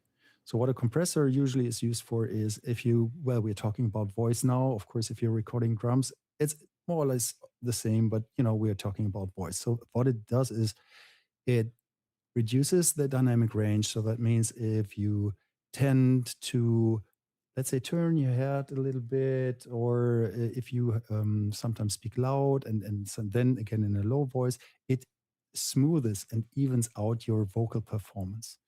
And this is usually very nice for a broadcast or a radio audience, because they don't have to adapt their headphone volume when you speak low or when you speak loud. It's smooth and even out, and also sounds a little bit fatter. And when it comes to the expander, that's really a different tool. It's getting rid of unwanted noise when you don't speak. And I actually have the compressor active now, so we can see here what that looks like. When I'm talking here, because I am on the mic a little bit hot, I can, you can see it's taking there's the same threshold, and I can say, okay, activate when I'm like this. And you can see it actually immediately is pulling down my levels. Like I'm actually quieter now going out to you guys, because it's taking my loud sound and it's compressing it together. If I, again, reduce the threshold here, you can see now it's getting quite loud again. The other thing it does, though, since you have this makeup gain here, is it's actually raising the levels again to make sure that it's still, a good signal. And by doing so, it actually also, and that's why this compression you see at the bottom here, it's also because essentially raising a little bit of the volume as well. So it's taking your entire signal, and it's basically, if your signal is this wide from, how quiet you are and how loud you are, it's just going like that and putting it together. And compression is especially useful for making your audio arguably more comfortable, depending on what you're doing, especially if, for a lot of people, they like watching streams, at the end of the day, they're relaxing. They don't want someone having these big differences in volume, right? They get excited on mic, they yell, and with ClipGuard, they're not clipping, but it's still louder, and then you have quiet moments. So compression brings those closer together. I realize my hands aren't even in frame. Brings them closer together and allows for it to be more level and, more comfortable. There is definitely a time where you can do too much there.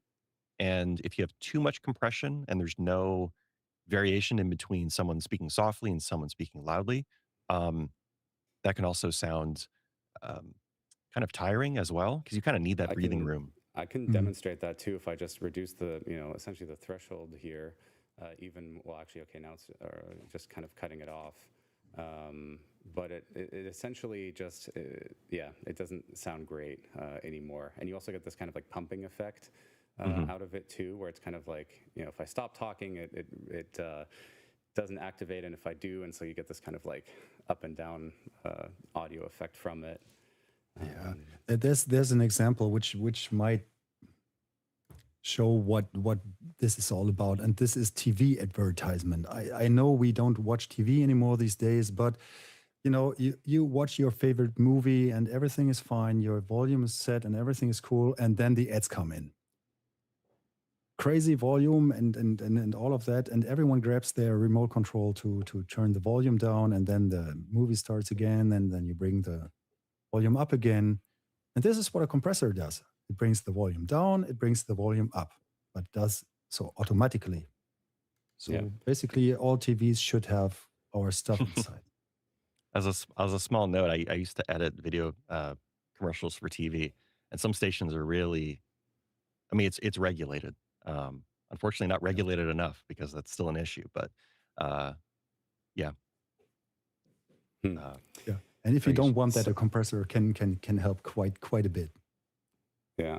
And so that's expander and compressor here. I'm actually going to go ahead and turn both of those off now, and also set a little bit more of a, let's see, we'll do like 14 here.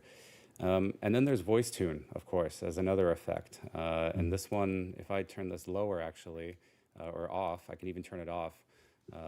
That's also part of the reason why I've been sounding louder there. So let me just turn this up a little bit here.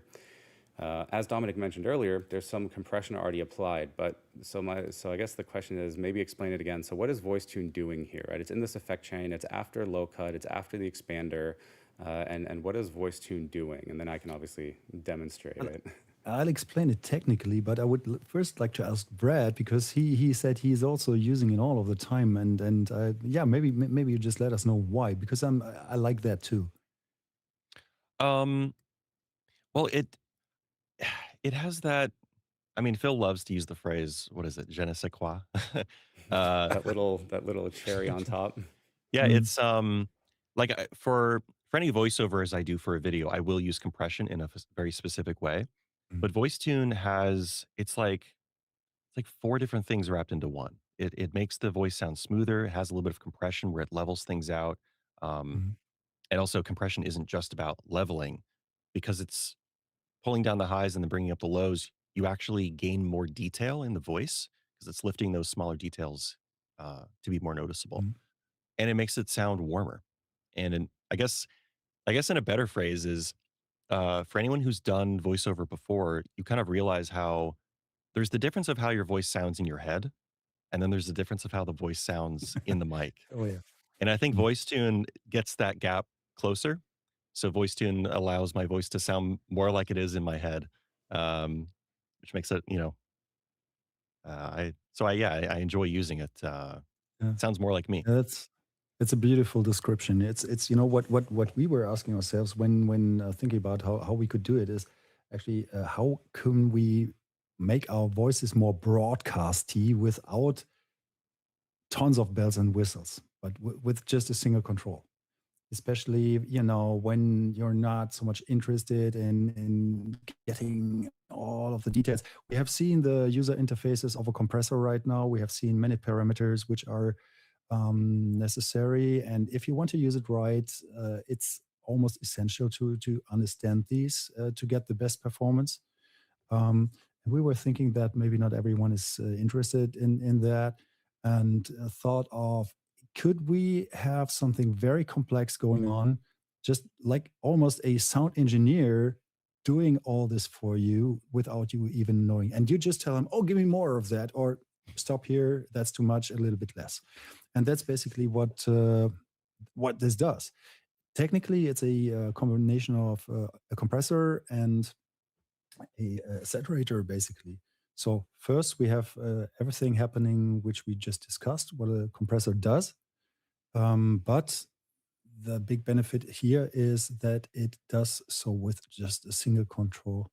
And that was made possible by the algorithm was trained. So it's an AI training, which this part got.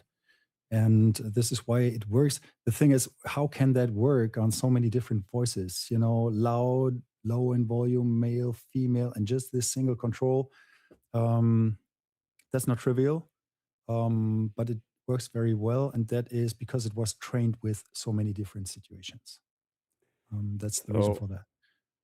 And so I think I can demonstrate it here. I've got the expander still going just to remove some of that background. And I sound pretty good right now, I think, coming through Wave 3. But if I want to sound a little bit, more present, a little bit more, there, and just add that little bit of warmth, all I need to do here is turn it on, and then I can actually just go ahead and just very slowly start increasing this, and I'll start to get a little bit more of that. Uh, just I sound like I'm closer. Obviously, that's also now because of that compression. It's also, some of the other background detail. You can hear that as well. But essentially, I just sound more there, like closer to you. And this is what this is doing. And so you can also overdo this effect. You want to definitely, make sure, because if I crank this to 100% now, it's going to sound probably a little too much. I mean, yeah, it's that's not actually what you want sound to be like. Now it's got kind of that like pumpy effect as well, where it's like it kind of in and out. That's really not great. So you can start really low here, and just it also reacts differently per mic. So if you have a Wave DX, which is dynamic, or you have a Wave 3 like I have with the condenser mic, those have a little bit of a different sound signature to them. And so it's it's just a really, really nice effect. It's always a very good piece of advice for people to really use their ears and not pull every control up to 100% just because 100% is there. I mean, yeah, we always want to give a certain range, and we hope that our ranges are pretty useful for most of the cases.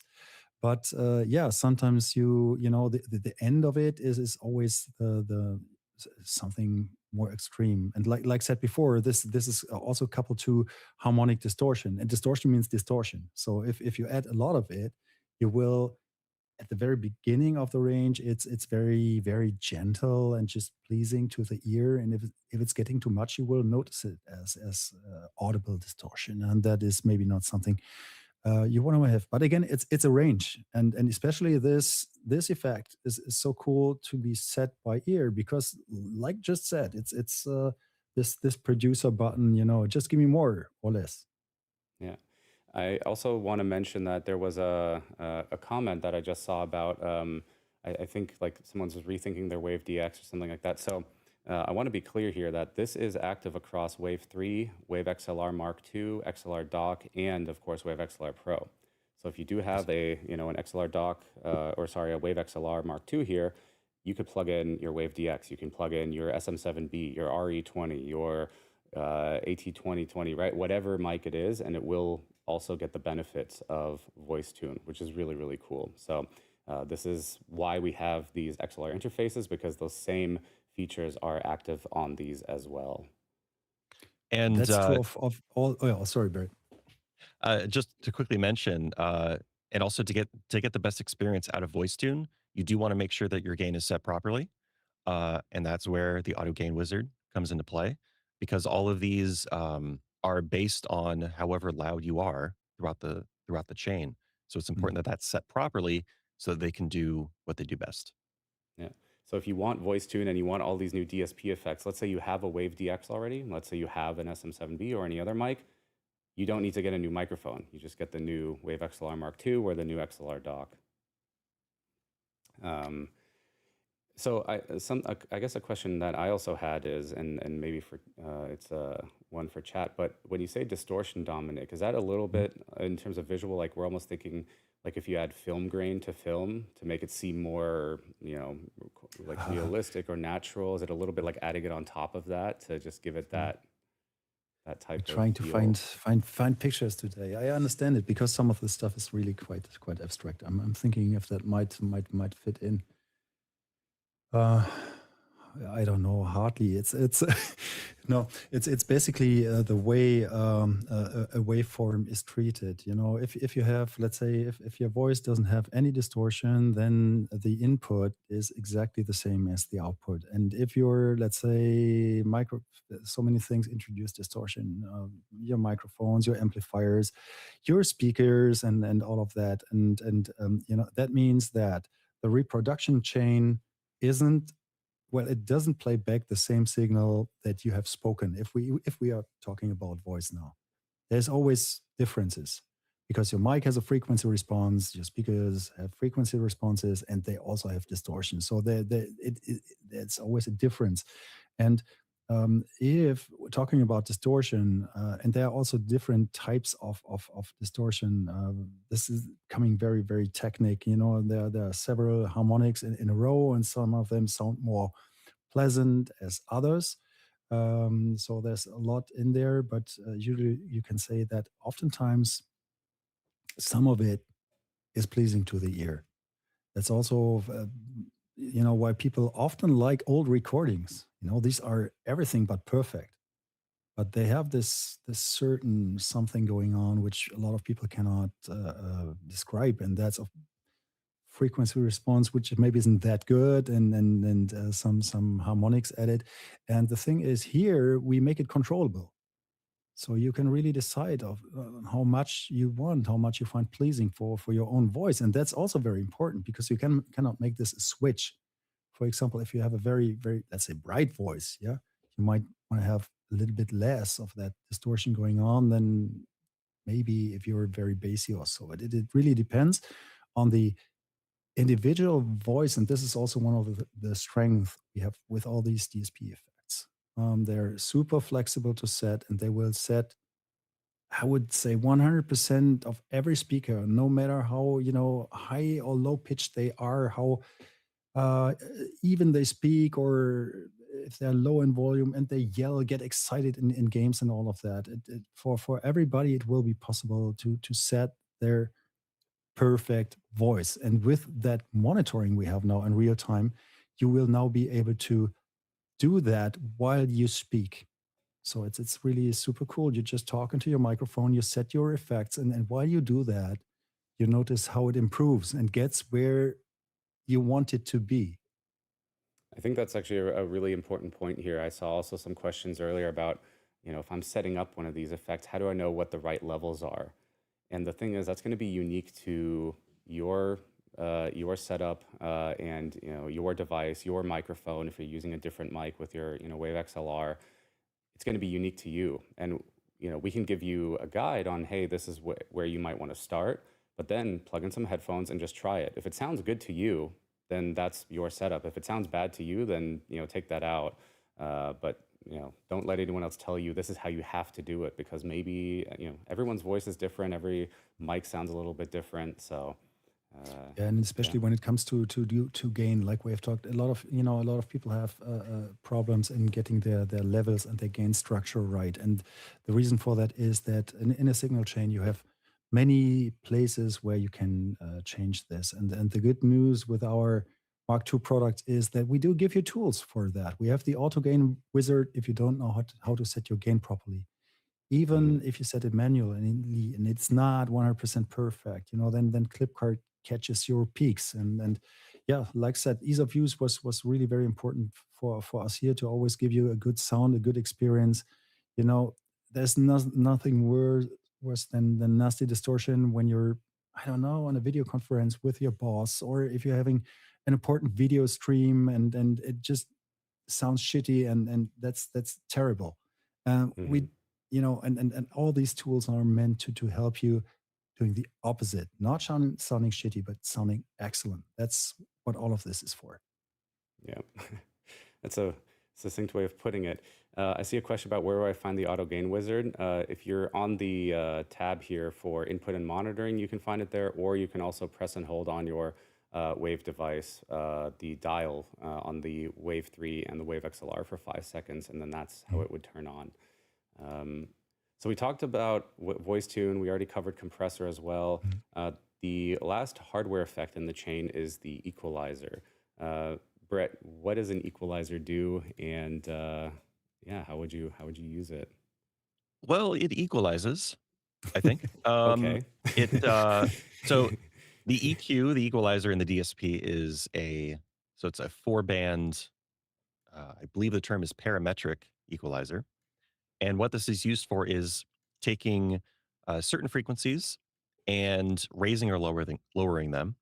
And what you can do with this is, like I mentioned before, you can do things like a low pass, high pass, and or like a custom low cut. You can think of it that way. And the reason you would want to do this is maybe there's a certain characteristic frequency. I use the term frequency a lot, but I just mean like a certain tone in your voice that you want to accentuate or lower to balance out how you sound. So for myself and my own voiceovers, I have a particular preset where I very carefully looked through the sounds of where my voice sounds a little more annoying, and I dip those down a little bit, and that can make your voice sound a little more pleasant or a little more smooth. Or you can use an equalizer to make, I don't know, you sound like you're talking through an old walkie-talkie if you go really extreme with it by removing a lot of the sound high and low. Um, but I think most people will probably go for something where they take a little bit of the low end out, a little bit of the high end out, and then adjust the middle a little bit. And you can pretty quickly get like a podcasty characteristic sound out of the built-in DSP equalizer. Yeah. Um, and Yeah. I'm not sure how else to explain it. It's kind of something you really need to play with to understand how it affects your sound. And we Yeah, can and maybe also, I, I mean, I can demonstrate it here Yeah. too, right? So we talked about, okay, so, you can push up certain frequencies. You can see here, I can also change what this, like the slope of it, how many frequencies it affects. And also if you overdo it, then you can also make something sound really, now I sound really strange, like almost like I'm in, underwater. I can also do the other way around where I sound really hollow and tinny. It's, really not great. But really what you want to do, this is almost like, think of it a little bit. Again, we're talking about visuals here because it's easy. It's a little bit like color grading your footage. You already have good footage coming out of the camera, and this is like putting the final pass on it. So you want the things, to look a certain way. This is a little bit like for your sound. So if you want certain parts of your sound to, pop a little bit more, or you want to take things out that don't look pleasant or that sound pleasant in this case, like for example, that sibilance at the top, then you could do that. So here I could do something like a low pass, tweak that up at the top here a little bit, and then that'll remove more of that. I think I need a drink of water, let's be honest here. Well, in the then let me meantime, say something in the meantime.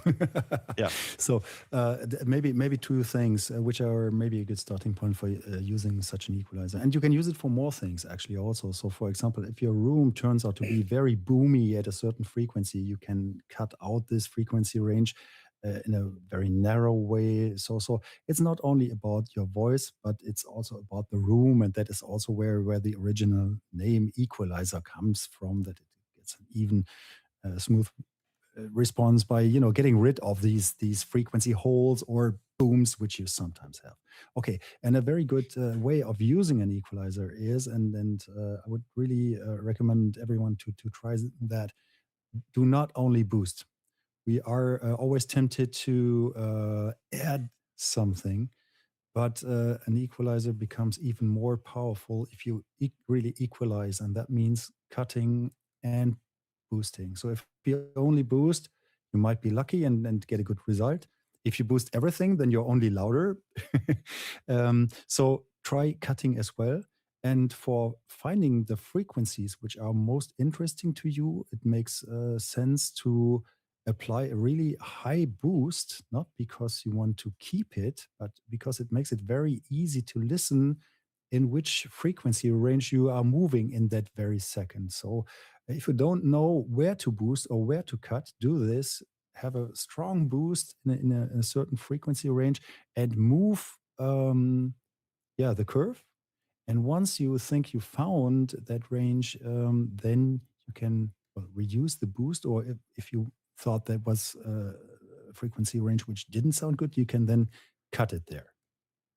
Yeah, that's how I typically do it with my voice as well, how I made a preset for our YouTube videos. And I think it was a technique I learned from Curtis Judd, who does a lot of great YouTube audio content. And yeah, you do a sweep across it over your audio. Maybe it's looping over a particular word or something like that. In this case, you can actually, I believe you can use the sound check as well Mm-hmm. with these DSP effects. And that's We one way didn't you talk can about it. That's a good point. you can kind of Yep. train to figure out where where there's something you want to cut out. And by sweep, I think you literally mean like you go like while you're talking, you just kind of go Yes. back and forth like this, Mhm. and then you can hear how it kind of affects your sound again. Like it sounds, ooh, now I'm way too muddy, and so it's like okay, I want it, I want that little presence boost like right here, just so I'm a little bit clearer. The other thing to keep in mind is here, not so much as a hard rule, but keep in mind, you know, light touches are usually better when you combine all of these effects, voice tune, EQ, expander, you know, all of them together, you're affecting your sound. If you crank all of them to, the max, or you're going pretty high, like 5 decibels here, you can already tell that's a lot. That's way too much. Really, you just want to make it so that people almost don't think you actually did anything to your voice. Yeah. You want to be like, oh, your mic just sounds like Mhm. that. Well, the trick is, no, you actually made changes to it, but it sounds so good that you're just like, oh wow, it's like you didn't change anything. Totally agreed. And also challenge yourself. Listen to what you did on the next day. Maybe your ears are fresh again, and maybe you will notice that on the day before you got so excited that you applied too much of something, or maybe not enough. It's always a good thing to listen to one's results one more time to really get the perfect result, and maybe also as others. But yeah, different story. And the thing that makes that really easy, obviously, you can, with our Wave devices, you can just connect your headset now and listen to this in real time. That's what I'm doing. I do hear these in real time in my headset. I can tell it sounds pretty awful if I crank this up too high. But like Brett said, you can use sound check here. So this is something that's built into Wavelength 3.0.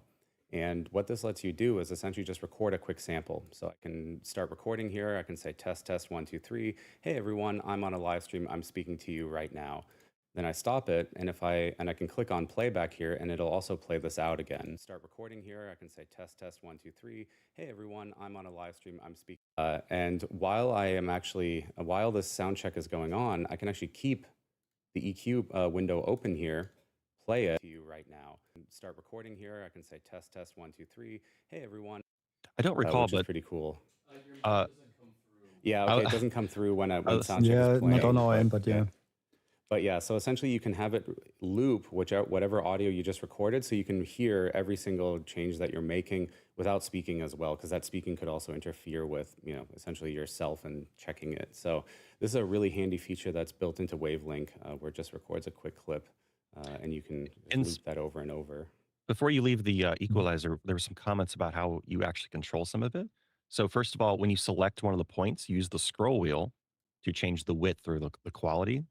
So if you want something really narrow, you can essentially lower the quality. You can also right click on the points and change how they work between like bandpass, high shelf, low shelf, stuff like that. So essentially you have pretty much all the same features as our equalizer VST. The difference is there aren't presets, and it's 4-band. But you have all the same practical functionality as the full-fledged VST running directly in the hardware.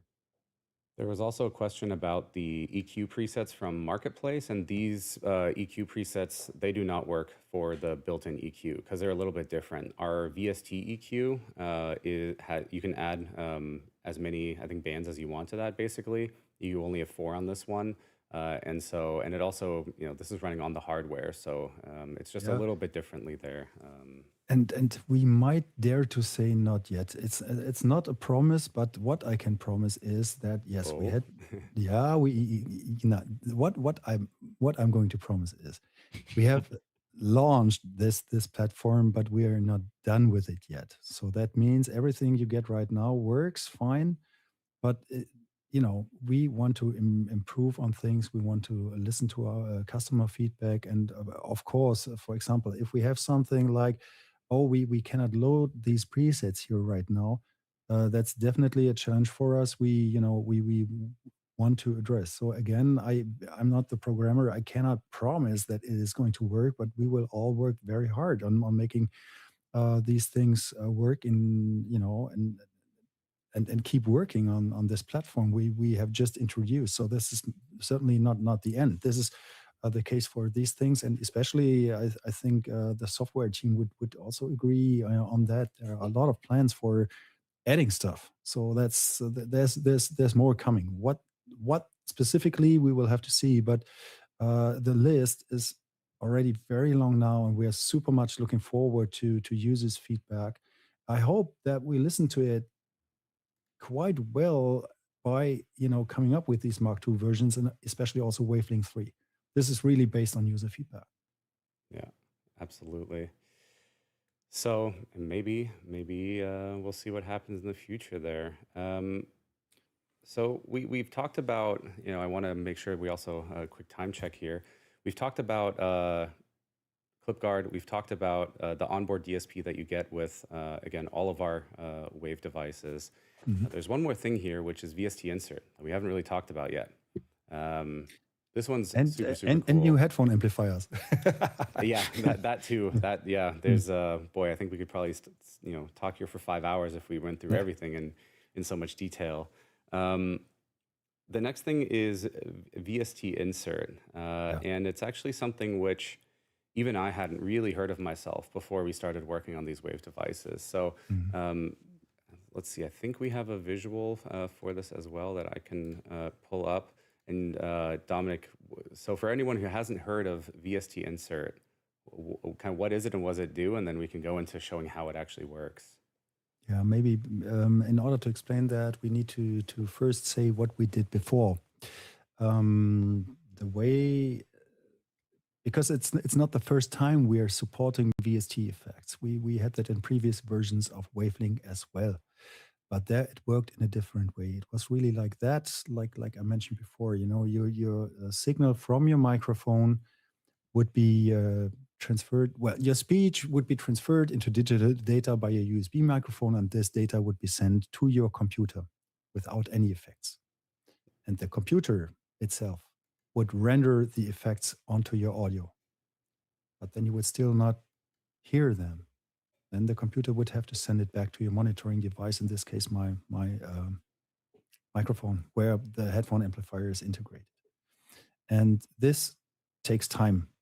There are certain buffers, USB, and on your system, and processes, and all of that. And these take time.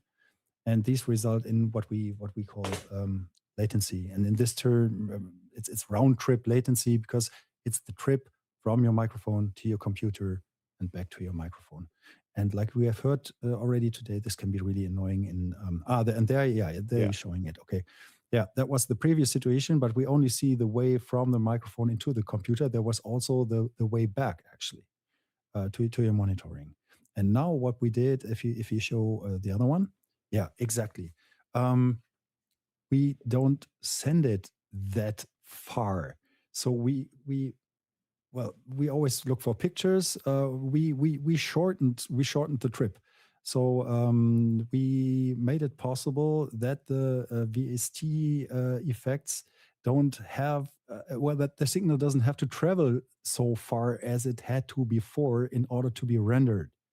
And if the road is shorter and your speed is the same, then you will arrive earlier. Does that make sense? Wow, that's awesome. Yeah. Yeah. So this is what we did.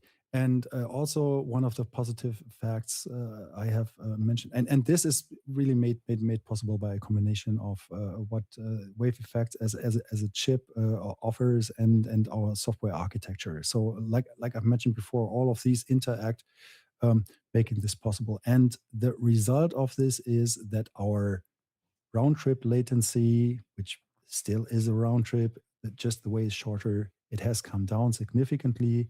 And that makes it much more pleasing to work with external effects. So not internal DSP effects, but external VST effects. Because latency is shorter. You always have the option to exclude VST effects from your monitoring in Wavelength entirely if you still feel, oh, this is a little bit too long or so. So you have this option as well. We have put this in for people who are very vulnerable to latency. But the good news here is that the performance is way better than we ever had it before.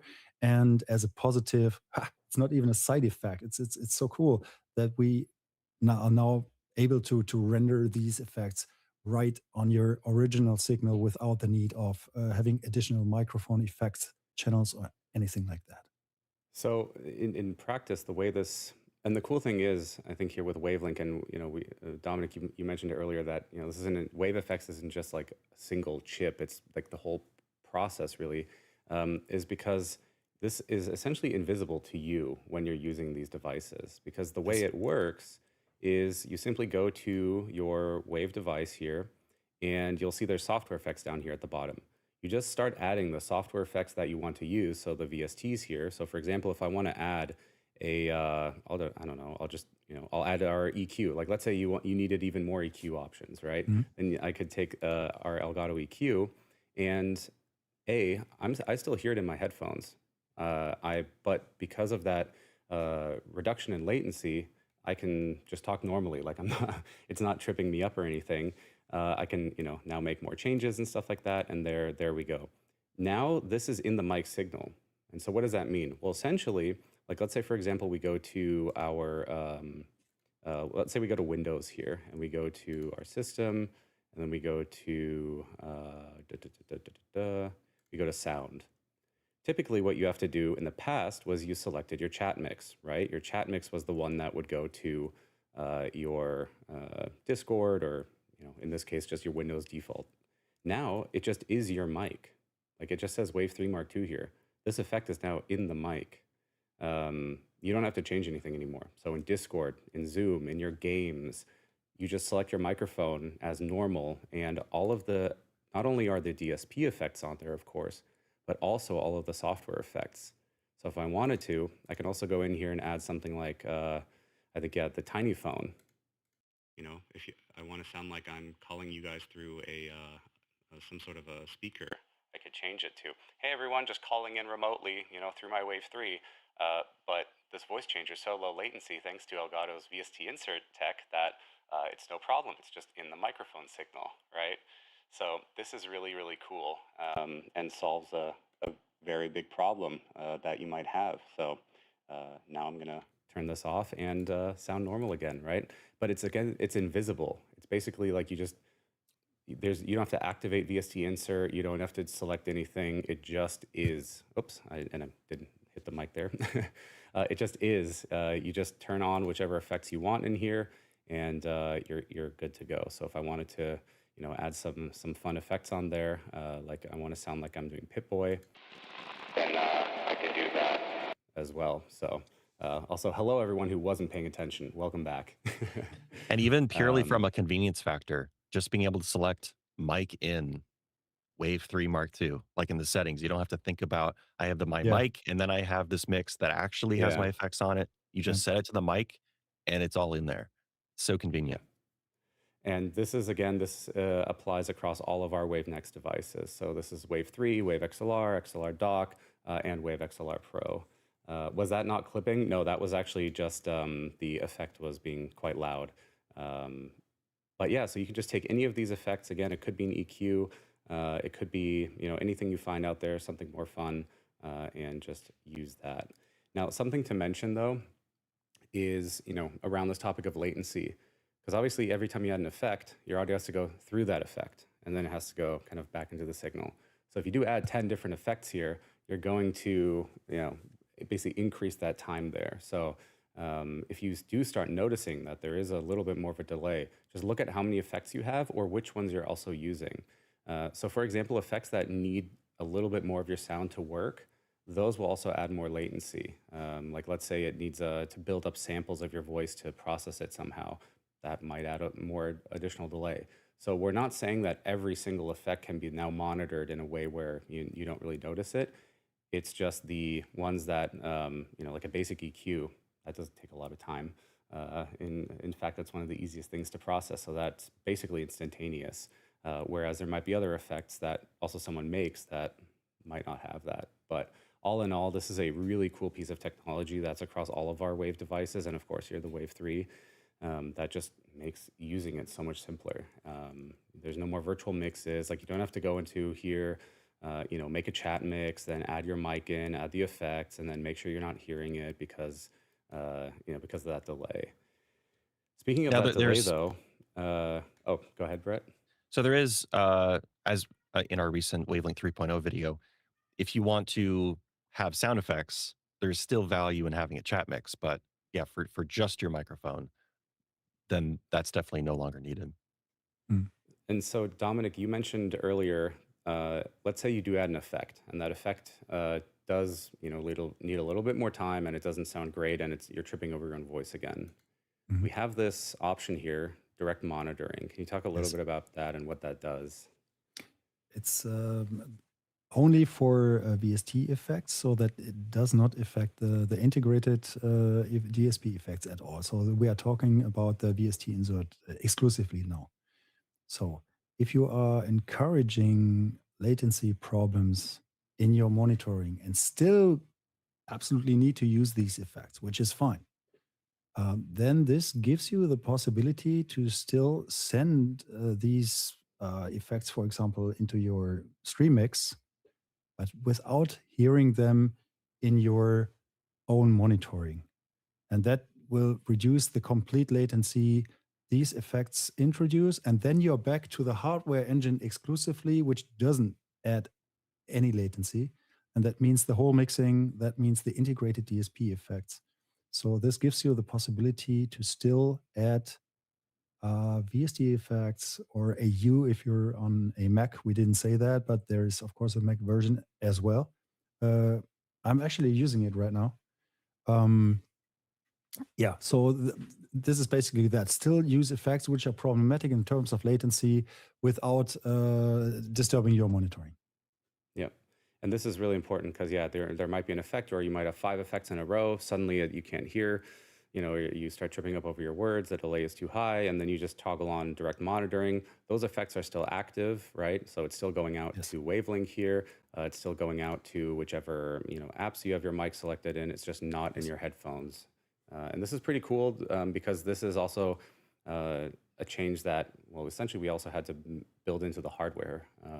And so that we have that option of like, what do you hear? Basically, we have a switch in there to choose what you hear. So that's VST Insert. It simply takes a pretty common problem today, which is, I need to add my audio effects and they have too much delay. And I also need to think of like, how do I route these and like get them into the software? And it basically gets rid of all of that. Lower latency, and the setup is actually just incredibly easy. I'm seeing there's quite a few questions about VST insert here. So I want to maybe cover a couple of those. I'm going to mute the Wave 3 at this point, though. There were some questions about if you add a VST or an audio effect to your device, and then let's say connect your device to a console, a compatible console like a PS5, would the VST still transfer over? Like, are those also saved on the device? No, the answer is no. If the question is, do the VST effects run on the microphone, then the answer is no. They are still processed on your computer. So you cannot, for example, you cannot take a VST effect, send it into your microphone, disconnect the microphone, and then connect it directly to a PS3. You would need a routing for that, which includes Wavelength. It is absolutely possible. That's not a problem, but it's important to understand that VST effects and AU effects do not run on the hardware devices. They still are calculated on your computer, but our VST insert makes this time it takes to come back to your device shorter. I don't know if that answers it. Yeah, no, it definitely does. I mean, yeah, so for one, yeah, the VSTs still run on your computer. And there were some questions about that also, I think, yesterday. So yeah, VSTs are still on your computer. We're just using this optimized path for them to travel. There's another question here, and this one, is kind of interesting. If you have a soundboard channel, would I need a chat mix for those to get routed to Discord, for example? So if you're using Stream Deck as a soundboard, or you have other sounds that you're bringing in, do those get routed through this VST insert, or do you still need to use a channel there? Maybe Brett, you can take that one. Yeah, so it's the VST insert is its own technology with the microphone.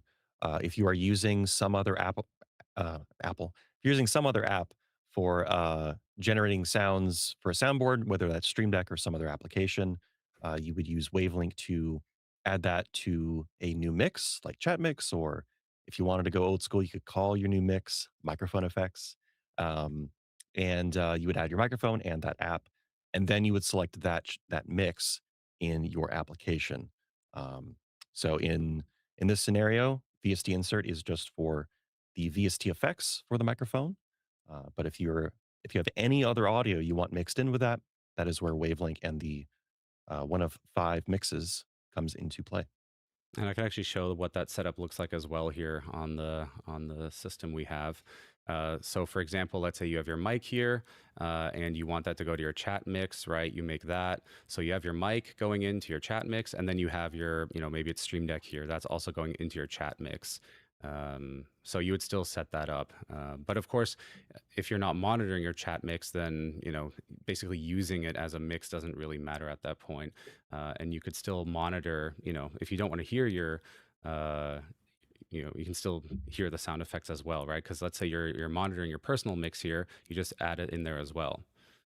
So now you can hear, this stuff is so cool, right? You can hear your effects in low latency, your effects are in your mix, your soundboard is in your mix, and you can still hear your soundboard because you've added it to your personal mix as well. So it's really maybe powerful stuff. If that was part of the question, I'm not 100% sure. It's all details, but on all the inputs you see on the left side, if that was the question, you can apply VST effects. That also as well, yeah. I don't think that was part of the question, but I have also seen that in chat as well.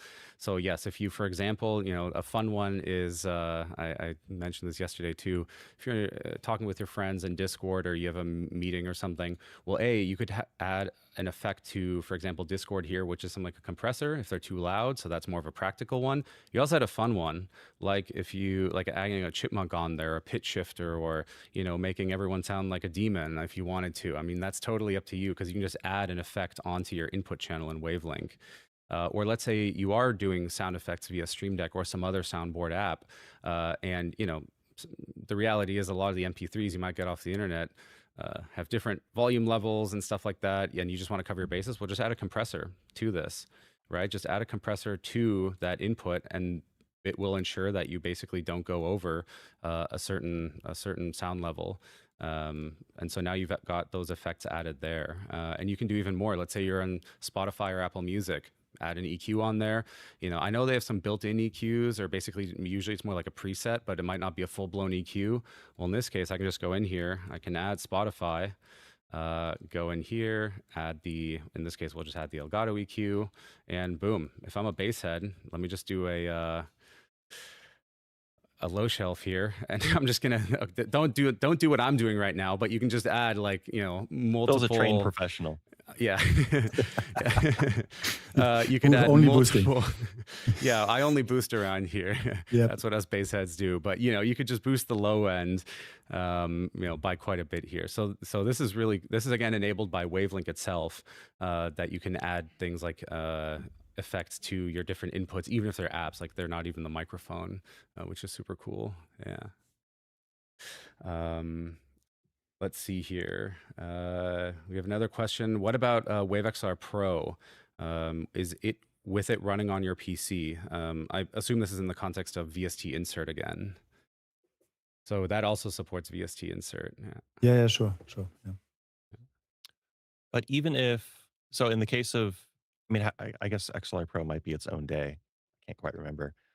It is, yeah. But XLR Pro is a very complicated beast. So even I'm not sure, because there's also the discussion of the soundboard, I think, as well. Obviously, VST Insert is on the microphone channel. I think maybe that older question was about, will the soundboard go through the mic device in the app? And I think that's where the chat comes in. Sure. So no, the microphone for like Wave 3, XLR Dock Mark.2, Wave XLR Mark.2, the mic in is the microphone and VST Insert together. Yeah. There was another question there from someone about the, let's see, I think it might have been filtered out. I don't see it here. I can't pull it up, unfortunately. But what about voice focus? And can you monitor voice focus in real time? I'll just take that one. So voice focus is actually kind of that specific effect I was talking about, where it needs to actually process your voice and basically acquire samples, right? So voice focus, because it's using a machine learning model under the hood to do some noise removal and stuff like that. It actually has to basically figure out what is your voice and what isn't voice. And it needs a couple samples there. And so it builds up. So the latency on that one is a little bit higher, to the point where, for me personally, I don't actually monitor it with voice focus. Maybe for you it does work. Basically, it's low enough. For others, it might not be. I find that it's a little bit too much. But that's a specific thing to, again, audio effects that need a little bit more time, or basically more processor intensive or something like that, because they do more with your sound. Again, the great option that you have, though, is in that case, you just turn on direct monitoring and then you're good to go. So, yeah. Let's see. Do we have just a couple minutes left here, so I want to make sure we do get some more of your questions in. So now's the time to ask those. I know we went through a lot today and we didn't get to as many questions. The reality is, there's just so much to talk about here, and we probably need another one of these at some point. Especially Dominic, you just have so much, and that it's let's do it. No problem. Or we just stay here for another 3 hours. But yeah, so for Wave 3, for Wave XLR Mark II, for XLR Dock, if you've got any questions, throw them into the chat now, and we can go over those. Let's see. Oh, here's an interesting one. Are Expander and Voice Tune available for everyone? I can't find them on Marketplace. No, for voice tune, definitely not. That's not the case. And I'm wondering, do we have an expander on Marketplace? We do don't not. have one, so maybe we should build one. But for now, no. The thing is, these DSP effects are, they are not 100% the same, so you cannot really port them just into a VST plugin. So no, at the moment, these are exclusive to the new hardware offerings. Voice tune will most likely stay like that. An expander we might offer later on. Just like said, we will have to do so many things still, and maybe that. Yep. Cool. Let's see. Will there be an updated XLR dock for the new Stream Deck Plus XL, perhaps with power input via USB or barrel plug? We'll have to see on that one. Right now, the XLR Dock Mark II right here and the original XLR dock are not compatible with Stream Deck Plus XL. The simple reason is down to power. You've got many more keys, a larger touch display, so those displays and that device power together with the XLR Dock Mark II here is just a little bit too much for that USB connection. So even in theory, if it did work, for say a little bit of time, we want to make sure it's just a good experience. If you plug it in and say the device is constantly rebooting because it's not getting enough power, or it drops out when something happens, you just don't want that. So Yeah, and regarding the maybe bigger dock, we are currently evaluating it. So it's really in an evaluation phase, and we can't say by 100% it's going to happen, but we're on it. That's the status. Yep. Let's see, what else do we have here? This is an interesting question. What are the major differences between the Wave XLR Pro and the not Pro versions? Is it just the additional inputs? No, absolutely not. Wave XLR Pro, I have it here, and if you're interested in it, I think, Phil, there's a call about XLR Pro tomorrow with my colleague Stefan, and he has also been in the development team as a tech lead. So if you're interested in that, make sure to be here tomorrow too. So this is going to be interesting. So just in a few words, this is really something completely different. It's a complete mixing desk, and I even dare to say it's a complete recording studio. We all have one. Yeah. Yeah. And one of the biggest differences is here not only the additional I/O. Yes, we have two completely independent headphone amplifiers, and we have two microphone preamps and all of that. But really the biggest difference is the mixing. And the mixing is all taking place in the hardware here. So this is really a complete broadcasting station. Everything that happens on this device. And again, we're talking about latency. You can assign every input to every output with effects assigned and all of that. And all of this is going with zero latency into your monitoring. So that is really the biggest difference, because as we have learned, Wavelength as a software can also handle 5 mixes now, which is super cool because it makes it so flexible. But Wave XLR Pro is then the be all and all solution, because everything now then is really everything, the input, the mixing, the effects, everything now doesn't get out of the hardware anymore. It happens on the device. And this is what makes it so strong. But yeah, come back tomorrow, same time, same place, you know, Absolutely. Twitch or YouTube, 10 a.m. Pacific for us over here.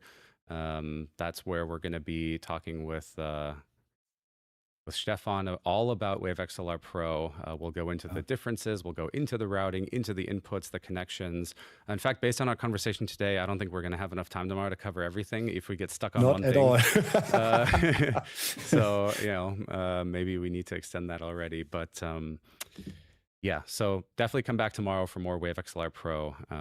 Really, I think to end on that note, though, is Wave XLR Pro is an audio mixer, and it takes your inputs like a microphone. Something like a Wave XLR like a Wave XLR Mark II or the XLR Dock or a Wave 3, these are devices to just get your sound into your computer.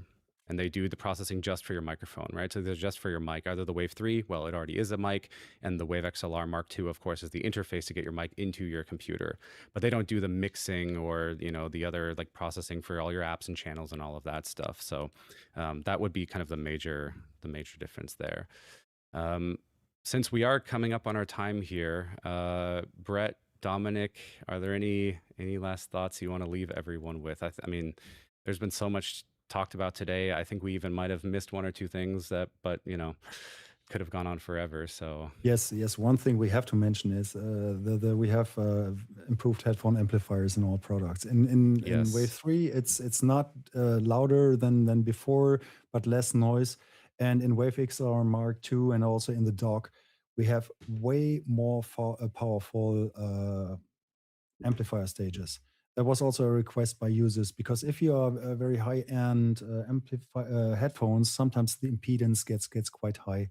You have 250 ohms of impedance, sometimes 600. And this is where our old microphones and interfaces reached their limits. And now you have a switch actually where on the hardware you can activate a much more powerful stage. So if you need it to be louder, if you have high impedance headphones, then this will be very good news for you. And of course, also the lower noise floor of these headphone amplifiers. In fact, I mean, we, I think it appeared in some of our videos, but, I've got DT990 headphones here. Mm-hmm. This is the 600 ohm, like special edition version.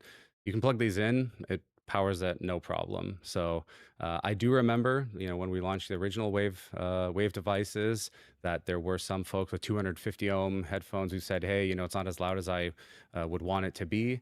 And so with the Mark II devices, we just, specifically the Wave XLR and the XLR Dock, and of course the Wave XLR Pro, the Pro. those can drive these high-end like studio and reference headphones. Yeah. I just wanted to give like a sample point there. With the original Mark I have 250 ohm DT770 Bear Dynamics, in case anyone wants the specific one. I needed to run my Wave XLR headphone output at 100%. Yeah, me too. They seem to be pretty common. And then, at that point, you had the mic PC mix balance mixer. And so that was also my request, is if you wanted your PC to be louder, you needed your mic to be quieter, and then you raise the gain. I'm running my headphone output at 40% now on the Mark II. And it feels just as loud. And with the new linear control there, I feel like I have much more control. Yeah. And I think in general with the Wave 2 product, Wave 2 products, we don't have a Wave 2. With the Wave Next sort of generation of products, I'm so used to them now that I can't imagine not having the onboard DSP, which is also part of the monitoring. The expander is pushing down the noise that I hear. Having the, I love the real-time meters on the device, the much more powerful headphone output, all these quality of life improvements that make it much, so much nicer to use, that I think everyone will notice it if they're making the change. So coming back to the very original question at the very beginning, was there anything we could do to improve on great products we started 5 years ago? I think yes. Yeah. Awesome. All right. Well, Dominic, thank you so much for joining us. I know it's also late over there. Everyone, Dominic is taking time in his evening. He's based in Germany, so it's late over there. Taking this time. And thank you so much for everything that you have shared with us today. I think I even learned a couple things. So, and well, yeah, thanks for having me. That was very enjoyable. Just like the whole launch. This is really very exciting products, very exciting feedback. So we're really happy with everything. Awesome. And then Brett as well, thank you for joining us and all of your insight. And we're definitely going to need some video tutorials on all of the stuff that we talked about here today. Yep. Scripts are already made. Very nice. Good. I think everyone in chat will appreciate that. But folks, we're not done yet. There's still a little bit more to go. So we're just going to play a video. And I actually don't have it pulled up here. Who it is. And what's up? Oh, it's Nutty. Okay, it's Nutty. All right. Got it. Okay, so we've got a video from Nutty where he's talking about his experience with WaveNext and all his devices. So let's go ahead and roll that, and then we'll be right back. Thank you again, Dominic. Thank you, Brett. See you. Thanks. Bye.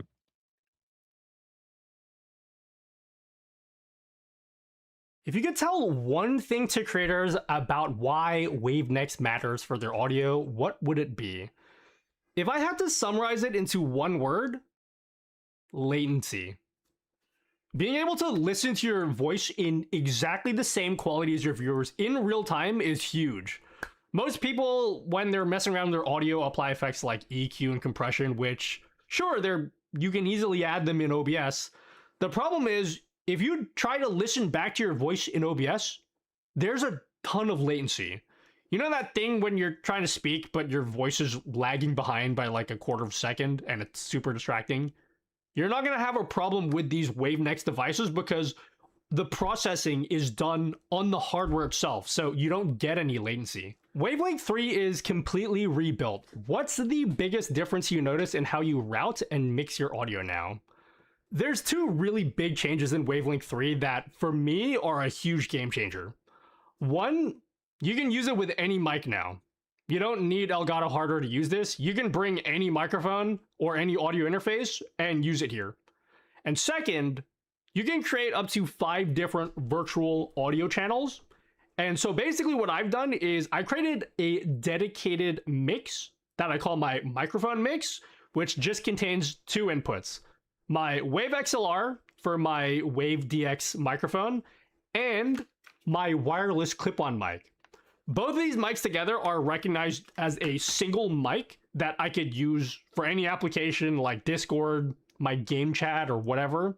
And this is huge because if I ever want to stand up in my stream and walk around, I just need to take this mic out of the case and clip it onto my shirt, and I can just start talking. I don't need to change my audio device in my software. I don't need to mess with any settings in Windows. This also means that I could mix anything else I want into my microphone mix. So if I have sound effects in a browser source in OBS, or I have like a TTS going on, and I want my friends to hear it on Discord, I just add it to the microphone mix. It's literally one click. If you're using the original Wave 3, why would you upgrade to Mark II? What's the difference between the two? One of the great things about WaveNext is because all the audio is being processed on the device itself, that means all of your settings are saved to your mic as well. So if you get a Wave 3 Mark II that has that Wave Effects chip in it, you can tweak all your EQ and compression settings at your home setup, disconnect your mic from your PC, take it to your friend's place or to a convention or whatever, and all of your settings travel with you. That PC doesn't even need to have Wavelength on it because, again, all your settings are on the mic itself. What's your first impression of revamped Wavelength 3? Can you walk us through the Wavelength setup or share your favorite features? Wavelength 3 is just so much more polished and modern compared to Wavelength 2. Not just aesthetically, but also functionally. Like I said, you can create up to 5 different virtual audio channels, mix whatever you want into those channels, game audio, Discord audio, your microphone, and then you can even name them whatever you want. And the cool thing is, whatever you name them in Wavelength 3 is exactly how it appears in your Windows settings. You can also listen back to any of these channels through your headphones or your speakers, or even both at the same time. I've got a bunch of Bluetooth headphones, and with Wavelength 2, I always had to turn my headphones on, wait for it to appear in Windows, and then manually change my output in Wavelength just so I could hear my audio. But with Wavelength 3, you don't need to do anything like that anymore. I literally just pull my headphones off the dock, and then it automatically connects to Wavelength. And if my friends have their own headphones, they can also listen to the same thing that I'm hearing, or even a completely different channel inside of Wavelength.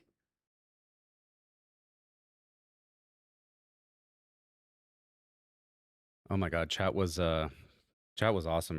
Or they've been pretty good this stream, I would say. Yeah. Oh my God, are we back? Oh wow. Oh. Yeah, chat. Hi, chat. Hey, how's it going? Yeah. Oh yeah. Cool. Thank you so much, Nutty, for that video talking about Wavelength 3.0, Wave Next, and comparing Mark 1 versus Mark 2 products. Thank you very much. We appreciate it. We also have so many more videos coming for the rest of the streams from our awesome creators. So yeah, I'm really, really excited to keep sharing those with you. But well, chat found the keyword again. You guys are on top of it. I feel like I don't even have to say anything. I could just sit here and just stare at the prompter going insane right now. It's the real one this time. That is the real keyword. Yes, that is the real keyword, not what everyone in chat was saying earlier. But the giveaway has now started. This one's big. So this one, we're talking Wave XLR Mark II here. So whoever wins this giveaway will win a Wave XLR Mark II, a Wave Mic Arm Pro, a Wave DX, and an XLR cable to go with it to complete the full XLR audio package. So this one's a big giveaway.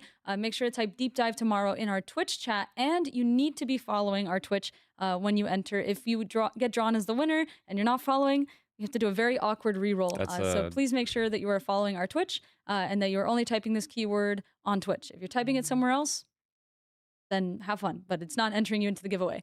There's also our terms, so please make sure to do exclamation point terms to make sure that your country is eligible for this giveaway. All of that being said, while you guys are entering the giveaway, let's talk a little bit about all the information. Also, thank you for the bits. That was kind of Okay. why are you guys cheering here? Go cheer to another creator. I do really appreciate it though. But wow, go cheer to like real bits. Just buy a Wave device. Don't spend your bits here. Just you know, go buy a Wave Next product. Or you could cheer in, Nutty's channel, Shoto's channel, any of our creators that we're featuring here as a thank you for them for putting together these awesome videos. It might not even be real bits. I don't know. Maybe there's like a chat, like an emote or something. They're cheering. Oh my gosh, folks. What listen, we appreciate it. We get the love, but I don't think we actually even have like this. I don't know how that would work. Real? Now we're all confused. Okay. It's not real, is it? It is. It looks real. Anyways. No, now you're just confusing us. But you know what won't leave you confused, Phil? The sponsor of this video, Discord. We have, of course, tons of information about all of these products on various. No, that was. I was. We're trying let's to. Just go to the. Let's just do the thing. Okay, so you guys have tons of questions about all of these products, of course, and everything that we've talked about today. Now, we also have lots of places where you can get that information, where we can talk, hang out, and one of those is, of course, our community Discord. So make sure if you have questions, you go ahead and join that, and you can, ask your questions there. We have knowledgeable people in the community, as well as Elgato folks in there who check in every now and then, and I don't know. Plenty of information there. It's also a great place to get notified when we get live. We have all of our streams scheduled on there, as well as just chatting with the community. You can also submit your setups in the Flex Zone for a chance to win some Elgato merch monthly. And every once in a while, when we have some standout community members, they get awarded Member of the Month, and that also comes with some great Elgato swag. So definitely join our Discord. It's an awesome community there. Shout out to everybody who's watching right now that is in our Discord. I see a lot of you guys here, and our Members of the Month and Members of the Years that are here as well. Apple Freak says, not biased or anything. One of our lovely Discord members and Members of the Month there. Yeah. But yeah, that being said, you can also find even more information on Elgato Explorer. We have incredible articles there with visuals, with just a whole write-ups, comparison charts, and everything about all the WaveNext products that we've launched, including the software. So if you're looking to learn more, to maybe see, how these compare to other products, how to use Wave XLR Pro for dual PC streaming, or just really anything about the new products, we've got plenty of articles there and more coming out, basically every day at this point. So definitely check out Elgato Explorer to learn more. Then we also have our YouTube channel. We have videos on all of the new products and the Wavelength 3.0 video that came out. So please make sure to head over to our YouTube if you would like, a video overview for all of these products. I think these videos are my favorite ones we've ever shared. We love, and in the back, Chris just said those thumbnails, and I was gonna say too. I mean, just looking at this, it looks so good. Yeah. It looks so good. So kudos to the team that made the thumbnails. Shout out to the entire team. Yeah. Marielle, Brett, Sean, Phil as well. Absolutely. Chris and James, everybody who's been involved with all of this incredible educational content and great visuals. And shout out to the design team as well. Trey and everyone did an amazing job with WaveNext. So go watch these. Go watch these videos. They're visually beautiful and educational and honestly some points entertaining as well. So it's also just a fun watch if you're looking to learn more. Also, if you're not even interested in getting these products at this time, there's just educational tidbits that apply to anybody. So if you just want to learn more about audio, you just want to become a more skilled creator, check them out.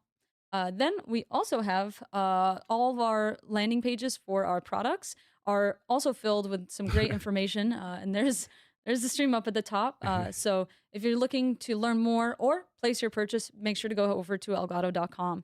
Also for Wave XLR. I was going to say, you actually don't need to, there's one product that you don't need to purchase. And guess what? That's Wavelength 3.0. You can just download it right now for free. Sorry, had to cut that in. Give me $0. I will give you Wavelength 3.0. That's a crazy deal. Crazy deal. 100% off Wavelength 3.0. But yeah, if you should open Wave XLR Pro, a quick reminder that tomorrow we're doing a deep dive into Wave XLR Pro. So you guys typing that message in chat for deep dive tomorrow, that's why you're typing it as a reminder that tomorrow we're doing a deep dive into Wave XLR Pro and Stream Deck Plus XL, which I know you guys have questions about and I know you want to see more of.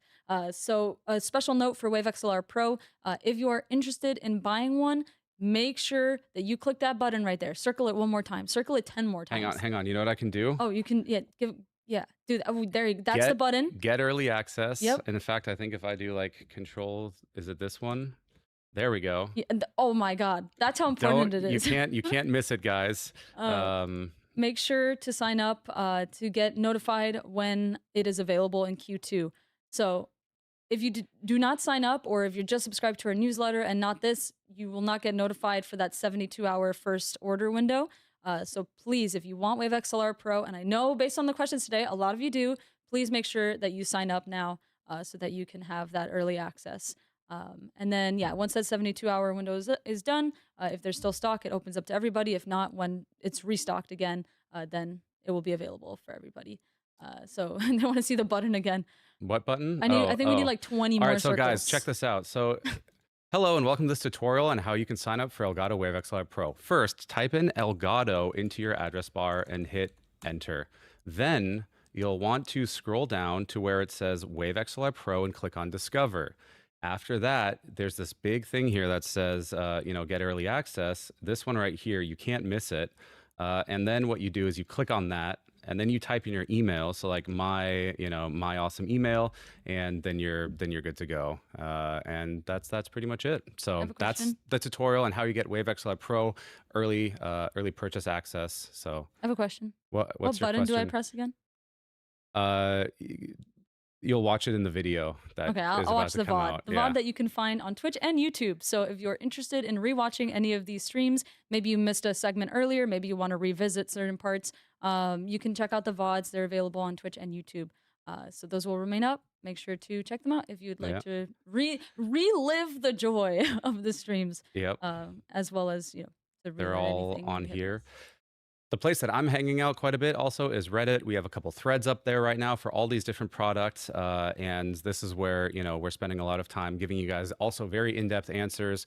So if you've got questions, you know, across all these different places, our team is spending a ton of time getting you guys the answers because there's just so much to talk about here. So join us there as well. Awesome. So that being said, there's no shortage of educational information related to WaveNext. But if you continue to have any questions, you can share them here. You can, you know, head over to our Discord, ask it there, ask us on socials.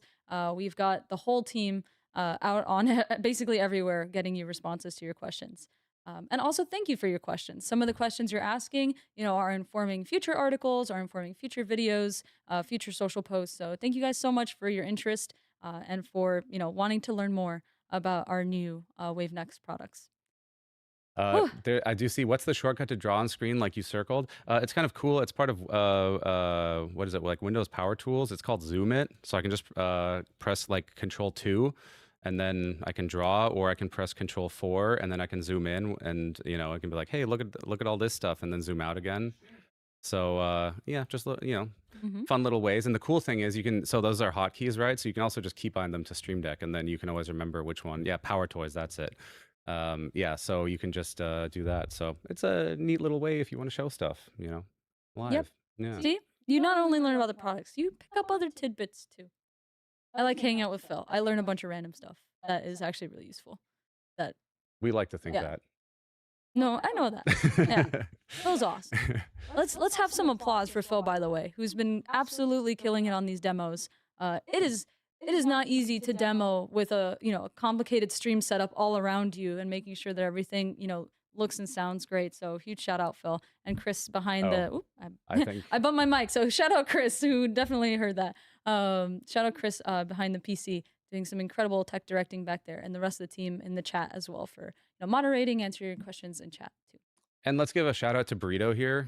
I mean, you know, she runs the whole She show. ate the Make banana sure yesterday, that so she's kind of dead to make us. sure that the keywords are right. Make sure that the stream schedule is right. Make sure that, you know, basically the stuff that, you know, makes this whole thing happen. So the two things you shout out just to said, her. that's Jasmine. Shout out Jasmine. But anyways, I think we are just about ready to draw this giveaway winner and start wrapping it up here. Also, thank you so much, Wandala, for the raid. Really appreciate it. I will give you guys a second to enter since you just got here. Thank you so much for the raid. But if you guys just got here, we are doing an amazing giveaway for Wave DX, Wave XLR MK.2, Wave Mic Arm Pro, and a XLR cable. Yeah, let's Like get a close up. Move these. Move that guy out of the way, and then yeah, let's get see. a closer look at Wave XLR MK.2. But yes, if you'd like to enter that giveaway, type deep dive tomorrow in chat and make sure that you are following. If you're not following us, then you know, even if we draw you as the winner, we will have to redraw. So please make sure you're following. You type deep dive tomorrow in the chat for a chance to win not only Wave XLR MK.2, but also Wave DX, Wave Mic Arm Pro, and an XLR cable to make the full audio setup. Look at that. That could be not this particular one because, you know, we've used this one, but a new one could be yours. Look at that. This is, and then you got the all-important connections at the back there. You got that mute button, the USB-C port, that upgraded headphone port, the XLR, of course. Yep. So, and don't forget the giveaway that everybody in chat won, which is that Wavelength 3.0 is free for everybody on Windows and Mac. So wait, are you saying everyone in chat is a winner? Everyone's a winner. Dang. Phil, you're a winner. I'm a winner? No. Phil won the giveaway. Congrats. You got the, here you go. Take it home. Okay. It says mute because that's a capacitive mute. Oh. So actually, if you just tap, it's not even a button, just a little tap. I can plug it in and show that real quick. Yeah. Since also the original plan was we were going to talk more about also Wave XLR MK.2 today, just because, I mean, it's, you know, the same internals and the same, you know, button and stuff like that. But, you know, there's obviously some differences considering it's an XLR. we just didn't get to that because there's so many cool things to talk about. So, but when you plug in your Wave XLR Mark II, it's going to, so there you've got the, this guy here. So that's obviously I don't have any gain because I don't have anything plugged into it, but you got that same, you got the nice big control dial there. It's so clean. In fact, it's got a little tick, like kind of haptic feeling to it. So maybe we should get like an ASMR clip of that one day. But yeah, and then you can go through and you can activate the auto gain wizard. You got your mixing as well. And then when you mute it, what happens is you just tap it and then it looks like that. And so what's nice is you can kind of take your hand and just kind of hit the back of it, just slap it like that. Like it's a good boy. You're a good boy. Oh my God. Yes, you can pet the Wave XLR Mark II. But yeah, look at that. Ooh, and it has the same like live monitoring metering that you have on Wave 3 Mark II that we were showcasing earlier. Yep. But yeah, you guys type that giveaway code in the chat. We're going to go ahead and draw the giveaway winner now. Let's give Jasmine a 10-second countdown. 10, 9, 8, 7, 6, 7. 5. It's like 3 months old at this point. That's why I'm ignoring it. I'm waiting for them to 5. have caught that. I'm waiting for the face palms. 5. Oh my God. Remember, if you leave after that joke, then you don't know if you won the giveaway. So you can't leave after my joke. I kind of trapped you here. 5, 4, 3, 2, 1. Draw the winner. Good luck, everybody. And the winner is the winner. The winner is coming eventually. The winner's on the way. There it is. More amor. Oh, more More amor. amor. Congratulations on winning a Wave XLR Mark II, a Wave DX, a Wave Mic Arm Pro, and an XLR cable. You have to type a message in chat, though, to confirm that you are here and you are active. More amor. Are you here? I'm waiting for Jasmine to give me the go-ahead. Are you here? I see more all amor? armor, Wow. but that's Following not us the for same. 8 years. Wow. More and more. Come on. Where are you? They wrote already? Oh, they did? Okay. They did? Awesome. Perfect. Okay. We got the okay. Congratulations, more and more. You won a Wave DX, a Wave XLR Mark II, a Wave Mic Arm Pro, and an XLR cable to suit. When you receive it, if you have any awesome photos of your setup, make sure to share on socials and tag Elgato so we can see. Congratulations. That being said, let's go into that stream schedule. Let's talk about what's coming up. Tomorrow, we're doing a deep dive into Wave XLR Pro and Stream Deck Plus XL. I know I keep saying it, but I want to be so clear that this is tomorrow because I know you guys have questions. And tomorrow, we will be talking about all things Wave XLR Pro and Stream Deck Plus XL. I'll try we to will not have enough time. That's a guarantee. I was going to say maybe we can already estimate in another couple minutes for that one because yeah, you'll have to talk to Jasmine for that. Then on Friday, we are talking Wavelength 3.0. So we'll be showing, different use cases, setups. We'll be answering your questions, talking about, going from 2.0 to 3.0, all of that wonderful stuff. Oh, look at all those hearts in chat. Thank you, guys. Next week, we have all of our region streams. So we'll have a stream in Spanish on Monday, Tuesday, a French stream. Then on Thursday, we'll have a German and Portuguese stream. And then on Friday, we'll have a Japanese stream. So if you speak any of those languages and would like to learn more, make sure to tune in. Huge shout out to our awesome region teams. This is all done in-house with Elgato staff. So this is quite the effort to get these streams done globally. So huge shout out. I cannot wait to watch those streams next week. Then on Monday, we're talking Wave Heritage. So where Wave started, I think I was saying 5 years ago yesterday. It's actually 6 years ago, which is wild. So where Wave started 6 years ago in 2020 and even before that, as well as where it's going. And then on Tuesday, we'll be talking with Lewitt, our partners in creating this awesome hardware. And then Wednesday, we'll be featuring a marketplace maker that you guys may know and love. And then Thursday will be our final English stream. And that one's going to be really fun because it's all focused on control. So we're talking a lot about audio. And on next Thursday, we're going into how to control and mix all that audio with Stream Deck Plus XL or any other Stream Deck. It will apply to all of them. A quick reminder, too, if you guys are using Wavelength 3.0 and a Stream Deck, that the Wavelength 3.0 Stream Deck plugin is now available. So you can get it on Elgato Marketplace. It is visually so beautiful. I can't wait to showcase it on stream. You guys are going to love it. It has great visuals and just live updating things, as well as like a press and hold feature, which was really, really cool to hear that was added. So check it out, dive in. I'm sure a lot of you guys will be updating your stream decks this weekend. Yeah. Very cool. Cool. I'm excited for tomorrow so much. Wave XLR Pro. You know, you were sign up to get that email as we demoed in the video earlier. Yep. And then tune in tomorrow where we're going to show you all the connections. We're going to show you how it works with the second PC. We're going to show you how it works with the console. We're going to show you the different inputs and outputs. We're going to show you all the routing and mixing that we can do. So it's basically like, it's the entire thing. It's the thing that you will get then on whenever it, becomes available. And speaking of availability, Wave 3 Mark II is available in Europe already. It is going to be shipping for the US in about a week or two. So you can actually place your order and it will just take about a week or two. It will say that information when you're placing your order. Wave XLR Mark II is already shipping in US and Europe. And then Wave XLR Pro, like we mentioned, you have to sign up to get notified. And Wave XLR Dock Mark II is also shipping. So yeah, make sure to place your orders on Elgato.com. And then as far as other regions, if you guys have any questions, you can ask on our socials. But yeah, it is already Okay. shipping for EU. So Archie, time to place that order. All right. Thank you guys so much. We will be rating Mimi Lena TV. So make sure to send them lots of love and some of those bits. If you guys got any more, you can send them over there. Don't need to give them here. You can order our products. The bits, let's save the bits for the creators. But yeah, thank you so much, guys, for being here. We really appreciate seeing you guys in chat. A lot of you who were here yesterday, and some of you who have been here the entire time. Which thank is you awesome. so much. Yep. We are excited to talk to you more about Wave XLR Pro and Stream Deck Plus XL tomorrow. But for now, we'll see ya. Thank you also, Dominic and Brett, for joining, Yes, and thank we'll you so see much. you guys tomorrow. Bye. Bye.